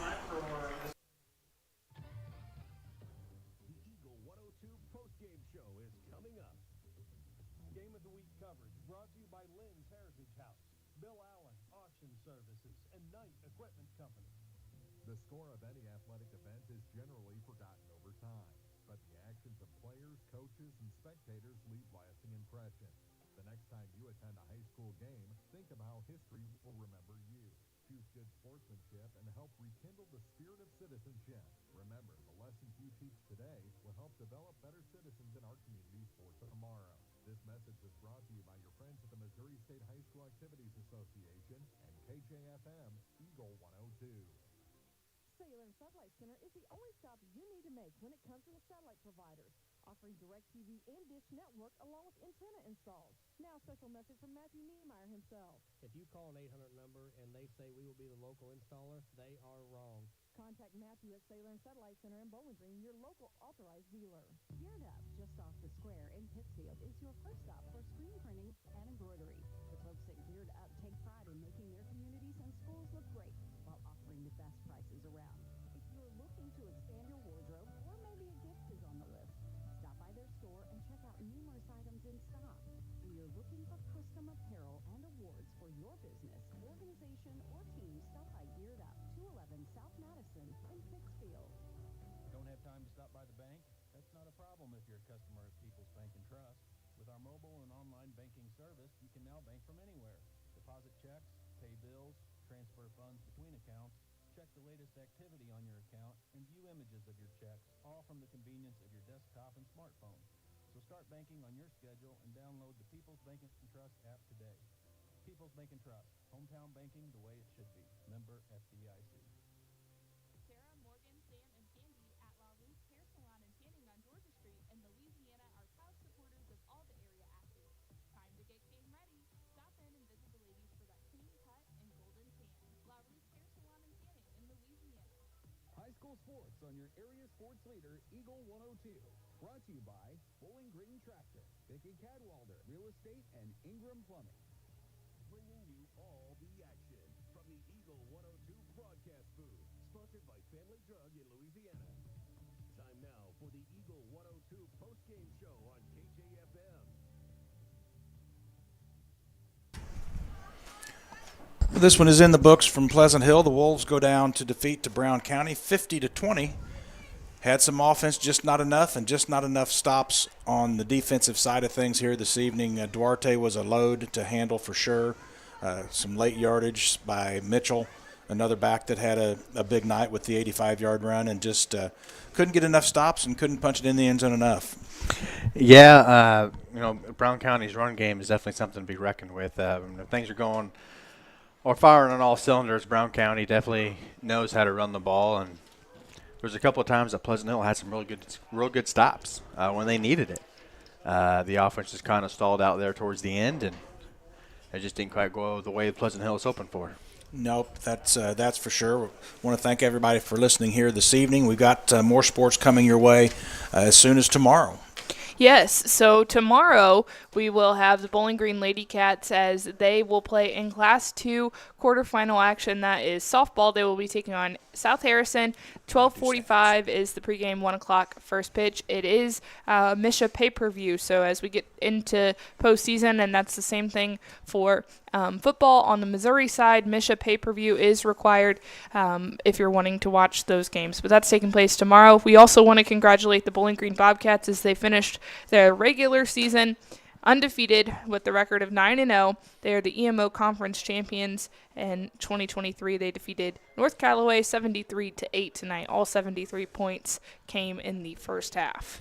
Well, congratulations to them, a great season, and now it gets real. They move into the playoffs and see how far they can run it up and see how far they can go. This is where it truly begins. Absolutely. Well, once again, our final here from Pleasant Hill is 50-20, Brown County, the Hornets over the Pleasant Hill Western Wolves. Wolves drop to 1-8. Brown County picks up their third win to go to 3-6. I want to thank you all for listening here this evening. For Maddie Ingram and Stacey Martin, I'm Rodney Dolbear. Thanks and good night. Area High School softball is on the air. Every week, Eagle 102 brings you the best of area high school sports. On air at 102.1, online at kjfmradio.com, and on the KJFM radio app. Now to the diamond for high school softball on your area sports leader, KJFM Radio. You've been listening to Area High School Sports on Eagle 102. Join us each week as we bring you the best of area high school sports on air at 102.1, online at kjfmradio.com, and on the KJFM radio app. You can find a full recap of scores online and daily during Eagle 102 Sports, all from your area sports leader, KJFM Radio. Serving the Twin Pike counties of Missouri and Illinois, Eagle 102, KJFM, Louisiana Bowling Green, and Eagle 97.5, WBBA Pittsfield.